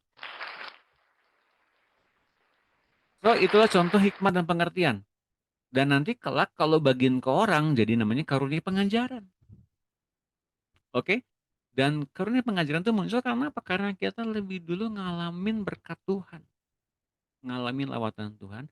Hingga kemudian lawatan Tuhan itu ngalir lewat kita kepada orang-orang yang mendengarkan kita. Seolah-olah mereka lagi dengerin Tuhan yang melepaskan mereka langsung saat ini. So, siapa yang kemudian merasa dirinya dilepaskan saat ini? Angkat tangannya. Minimal yang tahu hari ini, oh pertobatan tuh bukan kayak gitu ya. Siapa yang ngerti sekarang pertobatan tuh bukan seperti yang tadi? Angkat tangannya.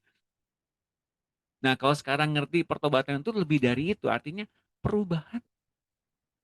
Perubahan menuju ke arah apa? Ke arah Kristus. Dan kita lagi on the way sana, bukan? Itu jalan yang tepat. Tapi keberdayaan kita ngatasi dosa nggak bisa kemudian otomatis ada. Nggak ada bisa. Mengapa? Karena selama kita tetap melihat diri kita sendiri, kita akan jatuh bangun dalam mengatasi dosa. Tapi kalau kita lihat Tuhan dan prosesnya, bagaimana Tuhan mengajar kita, kita akan melihat keindahan Tuhan dan kesempurnaannya. Dan kita dikuduskan, dibenarkan untuk mencapai Dia. Bukan berarti, kata Paulus nih, bukan berarti aku telah sempurna, bukan. Tapi aku mengejarnya, seolah-olah aku mendapatkannya. Jadi apa arti perkataan itu? Bukan berarti aku telah sempurna dan aku mulai memandang orang lain, orang masih berjibaku dalam dosa, masih jatuh bangun dalam dosa, aku mah tidak. Nah, itu bukan seperti itu yang Tuhan inginkan. Yang Tuhan inginkan adalah belas kasihan kepada orang yang kemudian masih jatuh bangun dalam dosa. Barangkali kita pun terpancar juga dari cermin oh saya juga masih di daerah itu tuh. Bersyukur ya Tuhan ingatkan saya. Meskipun konteksnya kita lagi dengerin masalah orang jadi konseling, kan keren? Kita lagi konselingin orang, kita lagi konselor, padahal kita pun lagi banyak masalah. It's okay, nggak apa-apa. Karena pada faktanya kita telah menemukan Tuhan dalam hidup kita. Oh, ini ternyata masalahnya. Ini pun masalah saya. Gitu loh, teman-teman. Jadi ingat yang seperti ya. Karena Bapak ingin kita menyembuhkan orang lain sembari Bapak itu mengirimkan orang lain yang bermasalah untuk menunjukkan apa saja yang masih kurang dalam diri kita. Yes. Jadi bukan kita sebagai orang yang lebih benar untuk mendoakan orang lain. Enggak. Kita tuh walaupun kita membantu menolong orang yang struggle itu, kita tuh dilihat kayak kaca depan kita. Nah. Orang ini di sini masih kurang, kamu juga masih kurang di sini. Nah. Bapak tuh ingin memberikan sebuah konsep saling menyembuhkan. Ya, betul. Yes. Tepuk tangan dong. Ini Denis ini baru kelas 1 SMA loh, baru penjurusan. Tadi pagi dia baru penjurusan. Ya Denis ya. Baru 1 SMA nih. So, ada yang mau bertanya sama Denis? Silakan, ada yang mau bertanya boleh. Ada pertanyaan? Silakan kalau ada pertanyaan. Terjawabkah? Denis. Ya. Ya Pak, tanya. Silakan. Terima kasih Denis, keren banget. Ya. Jadi sebetulnya kita ketemu orang yang nyebelin, yang saya bilang waktu itu Pak, selumbar, sebalok karakter yang sama ya Pak. Jadi intinya sebetulnya kita mau supaya Bapak itu nolongin orang tersebut yang sebetulnya kita juga masih dibersihkan gitu ya Pak ya. Ya. Gitu ya Denis. Dan atau gimana cara ininya Denis? Mengajari apa cara ngomongnya ini Pak? Nyadarin ya. Oh, ya gampang. Karena Ibu kayak lihat orang yang sama-sama menyebalkan dan pengen orang itu sembuh kan, pengen orang itu lepas dari masalahnya. Ya, secara nggak langsung bukan, kita memang bertugas untuk menyadarkan orang tersebut masalah kamu tuh bla bla bla, dan saya kasih loh ini jalan keluarnya buat kamu. Tapi masalah orang itu, kalau kata Ibu, mungkin orang itu susah dilepaskan, susah disadarkan. Karena mungkin kita bisa ngasih tahu orang A ini itu bla bla bla bla A B C D E sampai Z. Tapi kesembuhan itu tergantung orangnya. Orangnya mau denger, mau istilahnya mau nyadar orang itu sakit dan ada keinginan pribadi. Yes, saya mau sembuh, saya mau keluar, saya mau terbebas dari masalah saya. Orang itu harus sadar secara pribadi bahwa saya sakit, saya mau sembuh. Didorong-dorong sama kita, mau sampai kapanpun, kalau orang itu tidak memiliki sebuah kesadaran bahwa dirinya sakit, itu nggak akan bisa ditolong. Karena mungkin dia bisa mendengarkan kita, tapi kesembuhan itu bukan dari orang lain.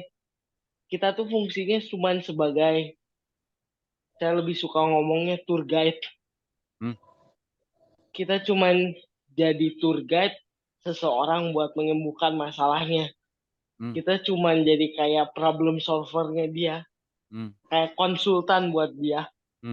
Masalah dia mau praktekin apa yang kita anjurkan, ya terserah dia. Bahkan, maaf kasarnya, orangnya mau sembuh atau tidak, ya terserah dia. Kita sudah melakukan pekerjaan kita sudah memberikan saran bagi dia, dan kita mengusahakan yang terbaik biar orang tersebut bisa keluar dari masalahnya. Itu sih. Yeay, keren, tepuk tangan. Keren, terima kasih Denis, Tuhan berkati. Ya. Ya, Denis. Boleh Pak nanya Pak? Oh, boleh, silakan. Enggak tahu nanya apa ini apa ini. Denis tadi kan cerita ya.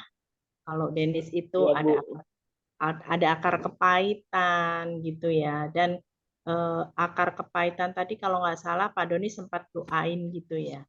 Nah, itu harus menghasilkan buah dalam arti bahwa setelah akar kepahitan itu memang lepas, tapi nanti kembali ke pribadi Denis ya. Nah, itu saya mau tanya, tanda-tandanya orang itu bahwa dia itu benar-benar sudah benar-benar sembuh dari luka batin itu apa, Denis? Buat saya pribadi, bisa dibilang gini, ketika seseorang mengalami luka batin atau akar pahit, seseorang itu akan bertindak di luar tindakan orang itu. Jadi aku pada waktu mengalami itu bertindak di luar aku. Yang biasanya aku ramah, ceria, biasanya biasa-biasa aja, santai. Tiba-tiba jadi pemarah, jadi orang yang menutup diri. Akar pahit akan menimbulkan sesuatu yang di luar kepribadian seseorang.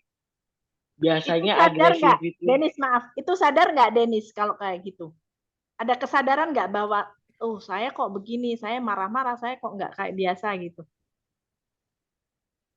Bisa dibilang sadar dan nggak sadar secara bersamaan. Karena emosi kita ketika kita marah, ketika kita menjalani akar pahit, akan memunculkan sisi-sisi gelap yang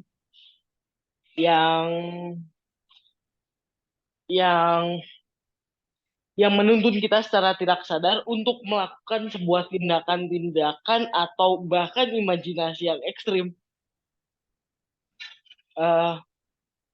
Mungkin kata-katanya agak ekstrim, tetapi ketika saya mengalami itu, Pak Doni juga tahu, saya pernah beberapa kali membayangkan hal-hal yang sangat kasar, sangat brutal, yang di luar saya, bahkan saya memiliki perilaku yang defensif.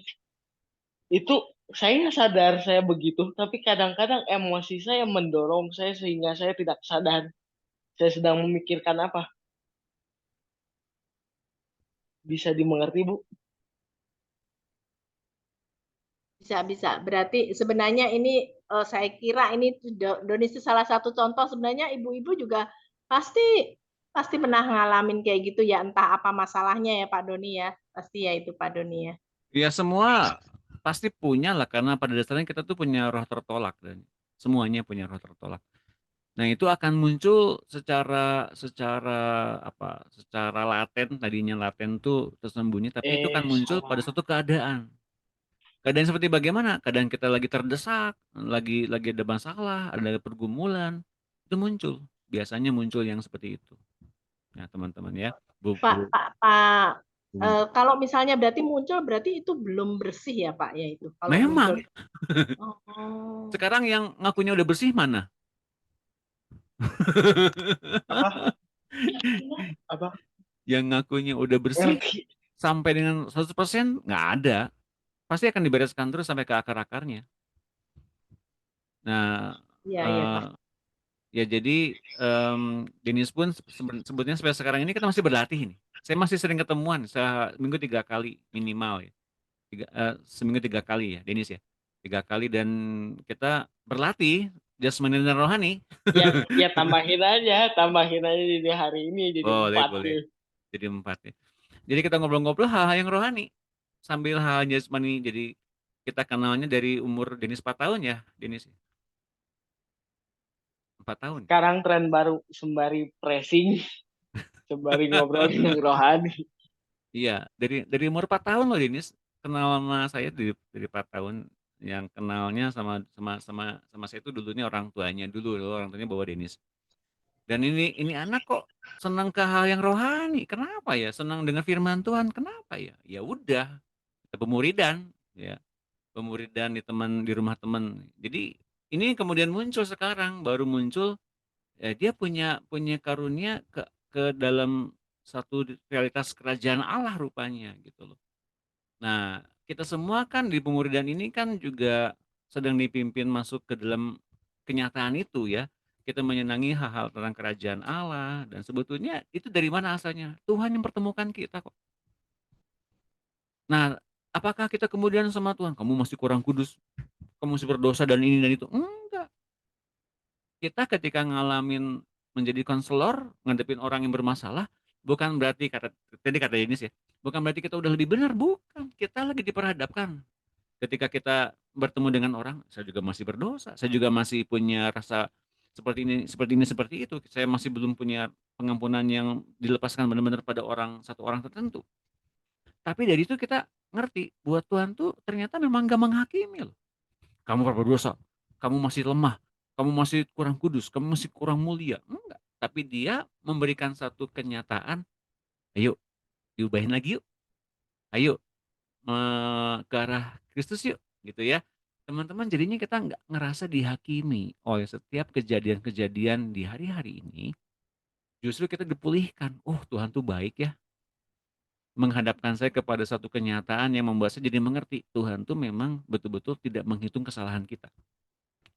Tapi benar-benar diubahkan begitu rupa dengan cara pandang dan cara hidup yang tepat.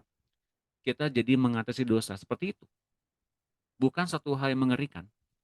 Tapi persahabatan dengan Tuhan satu hal yang kita akan pegang terus lama-lamanya. Dan kita hormati itu. Maka kita bisa berpaling dari dosa masuk ke dalam kenyataan yang benar tentang kerajaan Allah.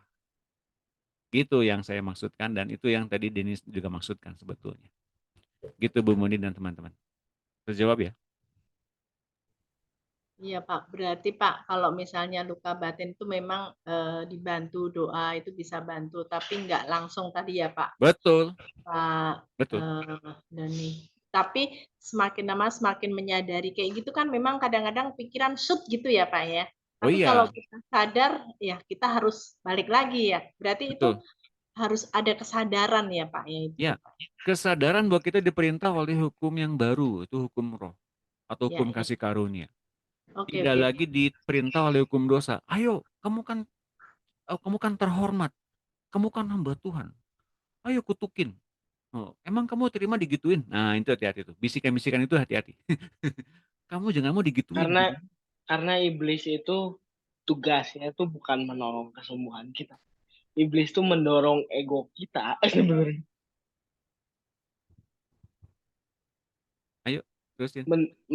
Mendorong ego kita untuk melakukan apa, misalnya kebalikan dari apa yang Tuhan perintahkan. Iya. Iblis mendorong ego kita untuk muncul. Gitu ya. Nah, that's it. Kalau ego kita muncul berarti dari setan itu. Atau dari kita sendiri yang diperintah setan. Ingat, kepentingan diri pribadi itu menentang Allah. Serius, saya kasih tahu. Meskipun kemudian berdoalah pada Tuhan, mintalah apa saja, kamu akan menerimanya. Seolah-olah itu rohani ya, padahal enggak.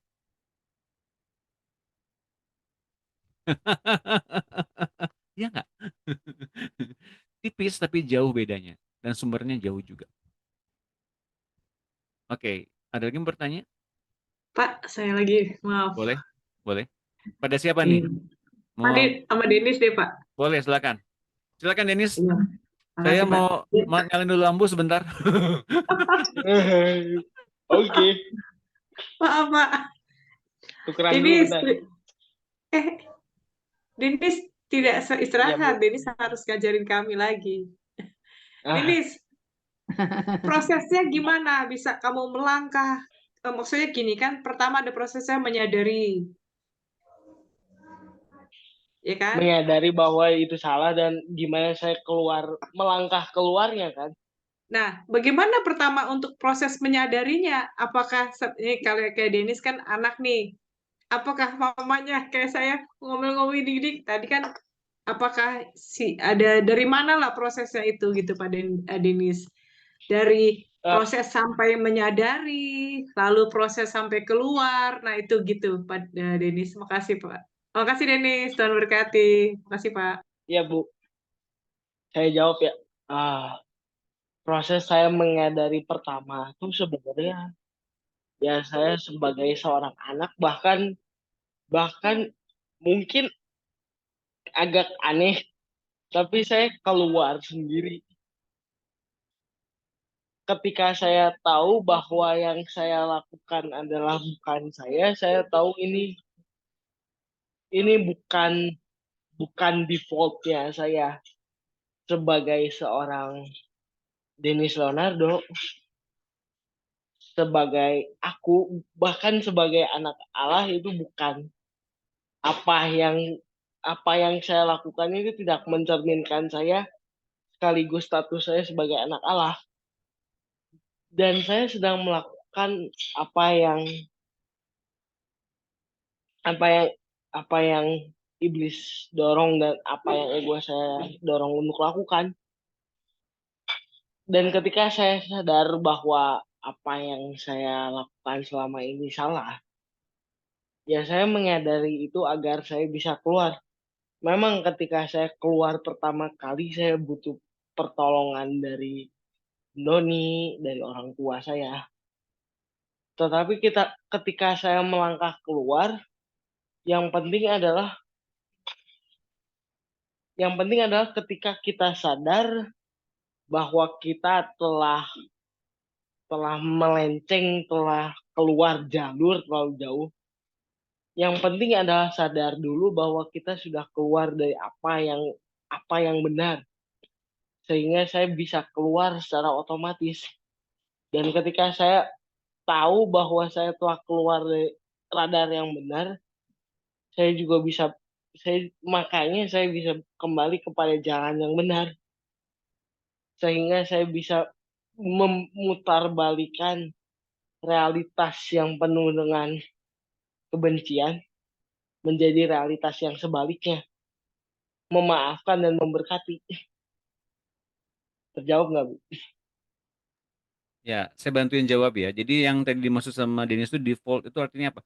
Satu pattern yang Roh Kudus sudah tetapkan dalam diri dia bahwa ini yang ia perkenankan gitu, yang Tuhan inginkan. Dan kalau dia keluar meskipun itu tanpa sadar atau sadar, dalam dirinya pasti ada satu kenyataan yang diberikan Roh Kudus. It doesn't feels right. Ini kayaknya nggak bener deh. Kok kayaknya rasanya nggak damai sejahtera ya. Nah kayak gitu tuh. Kok rasanya saya salah ya? Salahnya di mana ya? Nah, dia kemudian beruntung Roh Kudus meng-guide dia untuk masuk ke dalam pertobatan demi pertobatan. Hingga hari ini, gitu loh. Jadi kita dipertemukan dengan orang yang tepat, kumpulan yang tepat. Orang yang tepat bukan berarti orang yang holy semua, bukan. Orang yang kemudian ada dalam status yang masih kacau, kemudian kita seolah doain mereka, tapi kita diberkati duluan, kita dipulihkan duluan, kita dilawat oleh Tuhan duluan daripada orang-orang yang datang kepada kita ini. Mengapa? Karena ternyata gua tuh masih gua tuh masih berdosa banget ya, gua tuh masih salah banget ya, gua tuh masih punya rasa rasa minder seperti itu. Kok selama ini nggak ngerti ya, kok selama ini masih belum tahu ya, kok munculnya sekarang-sekarang ini ya, kayak gitu. Itulah yang kemudian Roh Kudus bukakan kepada kita tentang menginsafkan dosa. Saya seperti itu. It doesn't feel right. Ini kayaknya salah deh. Nah kayak gitu tuh. Seperti itu. Jadi itu yang tambahan dari saya dari apa yang Dinis jelaskan ya. Jadi ada satu guide dari Roh Kudus dan itu diberikan semakin lebih dalam kalau kita memang semakin diubahkan oleh Roh Kudus dan kita semakin nurut diubahkan oleh Roh Kudus. Gitu Bu Marta. Jelas ya? Oke. Kira-kira terjawab semuanya sudah ya? Ada yang mau nambahin satu orang lagi mungkin? Ada yang mau bertanya mungkin satu orang lagi atau mau menambahkan? Ini kan bentuknya kan sekarang praktek pengajar ya. Bersyukurlah kita sekarang udah ada pengajar-pengajar dan juga menyimpulkan suatu pengajaran hingga kita jadi mengerti yang kita bahas hari ini bukan soal pendapat satu orang, tapi punya pendapat yang banyak dari orang-orang di sini. Tepuk tangan semuanya. Inilah yang dimaksud praktek mengajar, ya. Jadi bukan berarti satu orang pengajar dan kemudian semua orang dengerin, bukan. Tapi semua orang berani untuk mengemukakan pendapat dan pengajaran atau hikmat. Satu orang lagi ada yang mau bertanya atau menambahkan, boleh? Kalau nggak ada, saya tutup. Pak Bu Doni. Enda, silakan Bu Enda. Iya, makasih Pak. Makasih juga. Keren Denis. Saya juga mengalaminya Pak. Oh ya.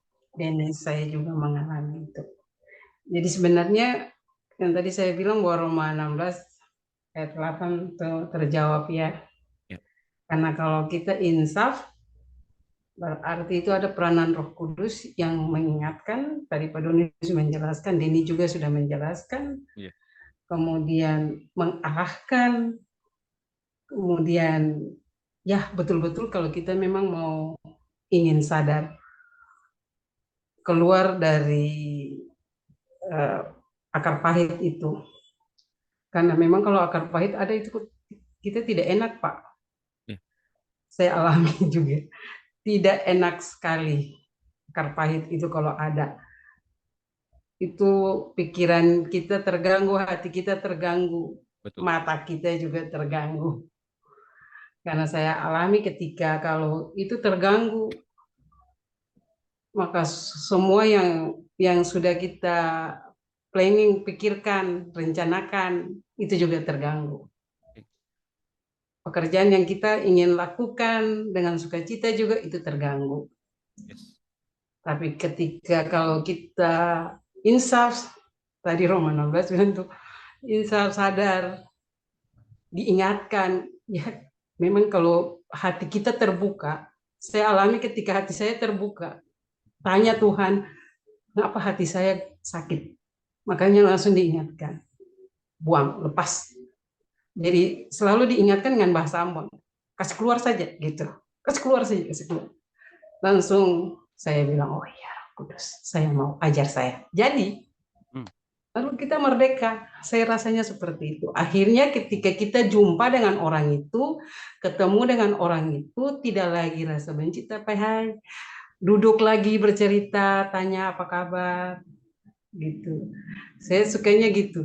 Akhirnya akar pahit itu tidak menimbulkan, tidak menghalangi pekerjaan, tidak menghalangi sukacita, tetap ada sukacita meskipun ada masalah. Yang tadi Pak Doni bilang kalau mau keluar dari dosa kan kita jatuh bangun dengan itu, tapi mengampuni itu dia luas Pak. Saya rasanya itu kasihnya besar, itu rasanya lebih dari apapun. Saya rasanya itu kayak kita ada seperti, saya rasa seperti terbang gitu, merdeka, tidak ada apa-apa yang menindis saya di kepala dan di bahu-bahu saya itu.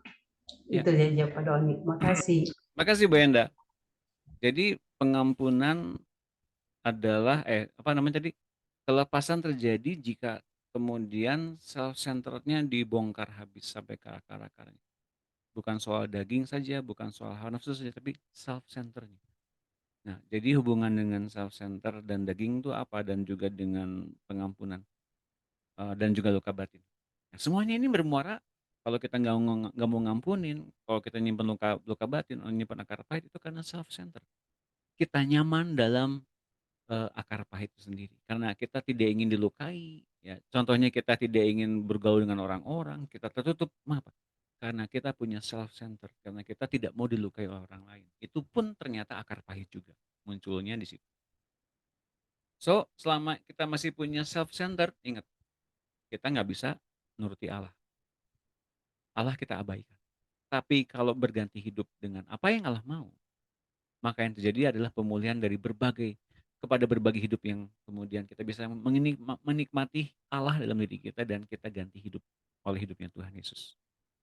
So itu kesimpulannya pada saat ini pertobatan dimulai dari kita tidak lagi self-centered, tapi kita mengerti apa yang Allah mau dan kita melakukannya. Dan kita dibebaskan dari dosa, dari setiap belenggu maut, ya, maka kita sekarang masuk ke dalam berbagai-bagai hidupnya Kristus. Oleh karena kita tidak lagi self-centered, semua dibukain, dan kita bahkan punya terang sendiri dalam Tuhan. Bukan berarti kita terlepas dari Tuhan, tapi kita benar-benar mengalami Tuhan yang mengampuni kita terus-menerus. Dan bahkan kita tidak mengalami penghakiman, penghukuman, bahkan kita terus-menerus mengalami kehidupan yang sesungguhnya untuk berdamai dengan Allah. Ingat, saya mau bagikan lagi satu ayat tadi di monitor. Kisah 2:38, bertobatlah dan hendaklah kamu memberi dirimu dibaptis untuk pengampunan dosamu, maka kamu akan menerima karunia Roh Kudus. Pengampunan dosa dari Allah adalah awal bagaimana kita menerima karunia Roh Kudus yang memberikan kepada kita. Ya. Karunia Roh Kudus itu apa? Hal-hal yang Allah percayakan kepada kita dan kita menerimanya dengan sukacita dan mempraktekannya dengan sukacita. Kalau kemudian kita masih sukar mempraktekannya, berarti kita masih punya self-centered. Jelas ya teman-teman? Jadi mengapa banyak orang dibaptis dan mengapa banyak orang kemudian tidak mau dibaptis? Karena mereka masih tidak mau menghadapi realitas sebenarnya kerajaan Allah. Jadi saya sangat strongly mengharapkan bagi teman-teman yang di luar sana belum dibaptis, baptislah. Dengan kenyataan bahwa tubuh, jiwa, roh dan nyawa kita benar-benar diselamatkan di hari Tuhan kelak, dan baptisan adalah awal hidup baru bersama-sama dengan Tuhan. Dengan mematikan self-centered yang dulu pernah hidup dalam tubuh jasmani kita. Itu kesimpulannya Bapak Ibu sekalian, pertobatan singkat ya, singkat kesimpulannya, namun cerita dan penjabarannya panjang banget. So, thank you buat Denis yang telah memberikan juga pengajaran pada sore hari ini. Tepuk tangan buat Denis. Dan terima kasih buat teman-teman yang lain yang sudah mengomporin Denis untuk memberi kesaksian. Tuhan berkati Denis ya, melimpah-limpah dalam segala pelayanannya. Baik, mari kita tutup sore hari ini dengan ucapan syukur. Tuhan Yesus, terima kasih akan setiap hal yang baik, setiap hal yang baru, setiap hal yang menjamah kami, melawat kami oleh kehidupan-Mu Tuhan. Terima kasih kami tidak lagi self-centered, kami tidak lagi memandang diri kami untuk kami dipuaskan terus-menerus, tapi kami sekarang diubahkan untuk kami memuaskan Engkau Tuhan. Dan Kau telah hadir dalam kehidupan kami untuk mematikan semuanya, termasuk mematikan self-center yang kami punya, agar kami memikirkan apa yang Kau pikirkan, dan cara pandang-Mu menghidupi cara pandang kami, dan cara hidup-Mu menghidupi cara hidup kami. Mari Tuhan bertahtalah sempurna dalam tubuh jasmani sebagai Tuhan, sebagai juru selamat yang menyelamatkan kami terus-menerus dalam persahabatan yang indah sebagai sahabat-sahabat-Mu. Dan Tuhan berkati melimpah Denis yang telah menyampaikan firman Tuhan pada sore hari ini. Berkati dia berlimpah-limpah dalam studinya, dalam kehidupannya, dalam pelayanannya. Kau jadikan dia menjadi tanda-Mu yang ajaib. Dan Kau juga berkati teman-teman, anak-anak Allah yang hadir pada saat ini yang telah menyediakan waktu. Kau memberkati mereka berlimpah-limpah, memberkati hidup mereka berlimpah-limpah, dan membuat segala pekerjaan mereka berhasil dalam pandangan-Mu. Yang yang sakit Kau sembuhkan, yang berbeban berat diberikan kelegaan, yang terikat dilepaskan dari yang jahat.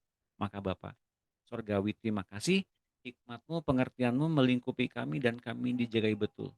Roh Kudus, silakan Kau materaikan apa yang kami dapatkan sepanjang pertemuan ini di hati kami, hingga kami menjadi tanda-Mu yang ajaib di dunia ini. Dalam nama Tuhan Yesus kami syukur, haleluya, amin. Satu foto lagi teman-teman, mari buka videonya bersama-sama sebelum kita berpisah.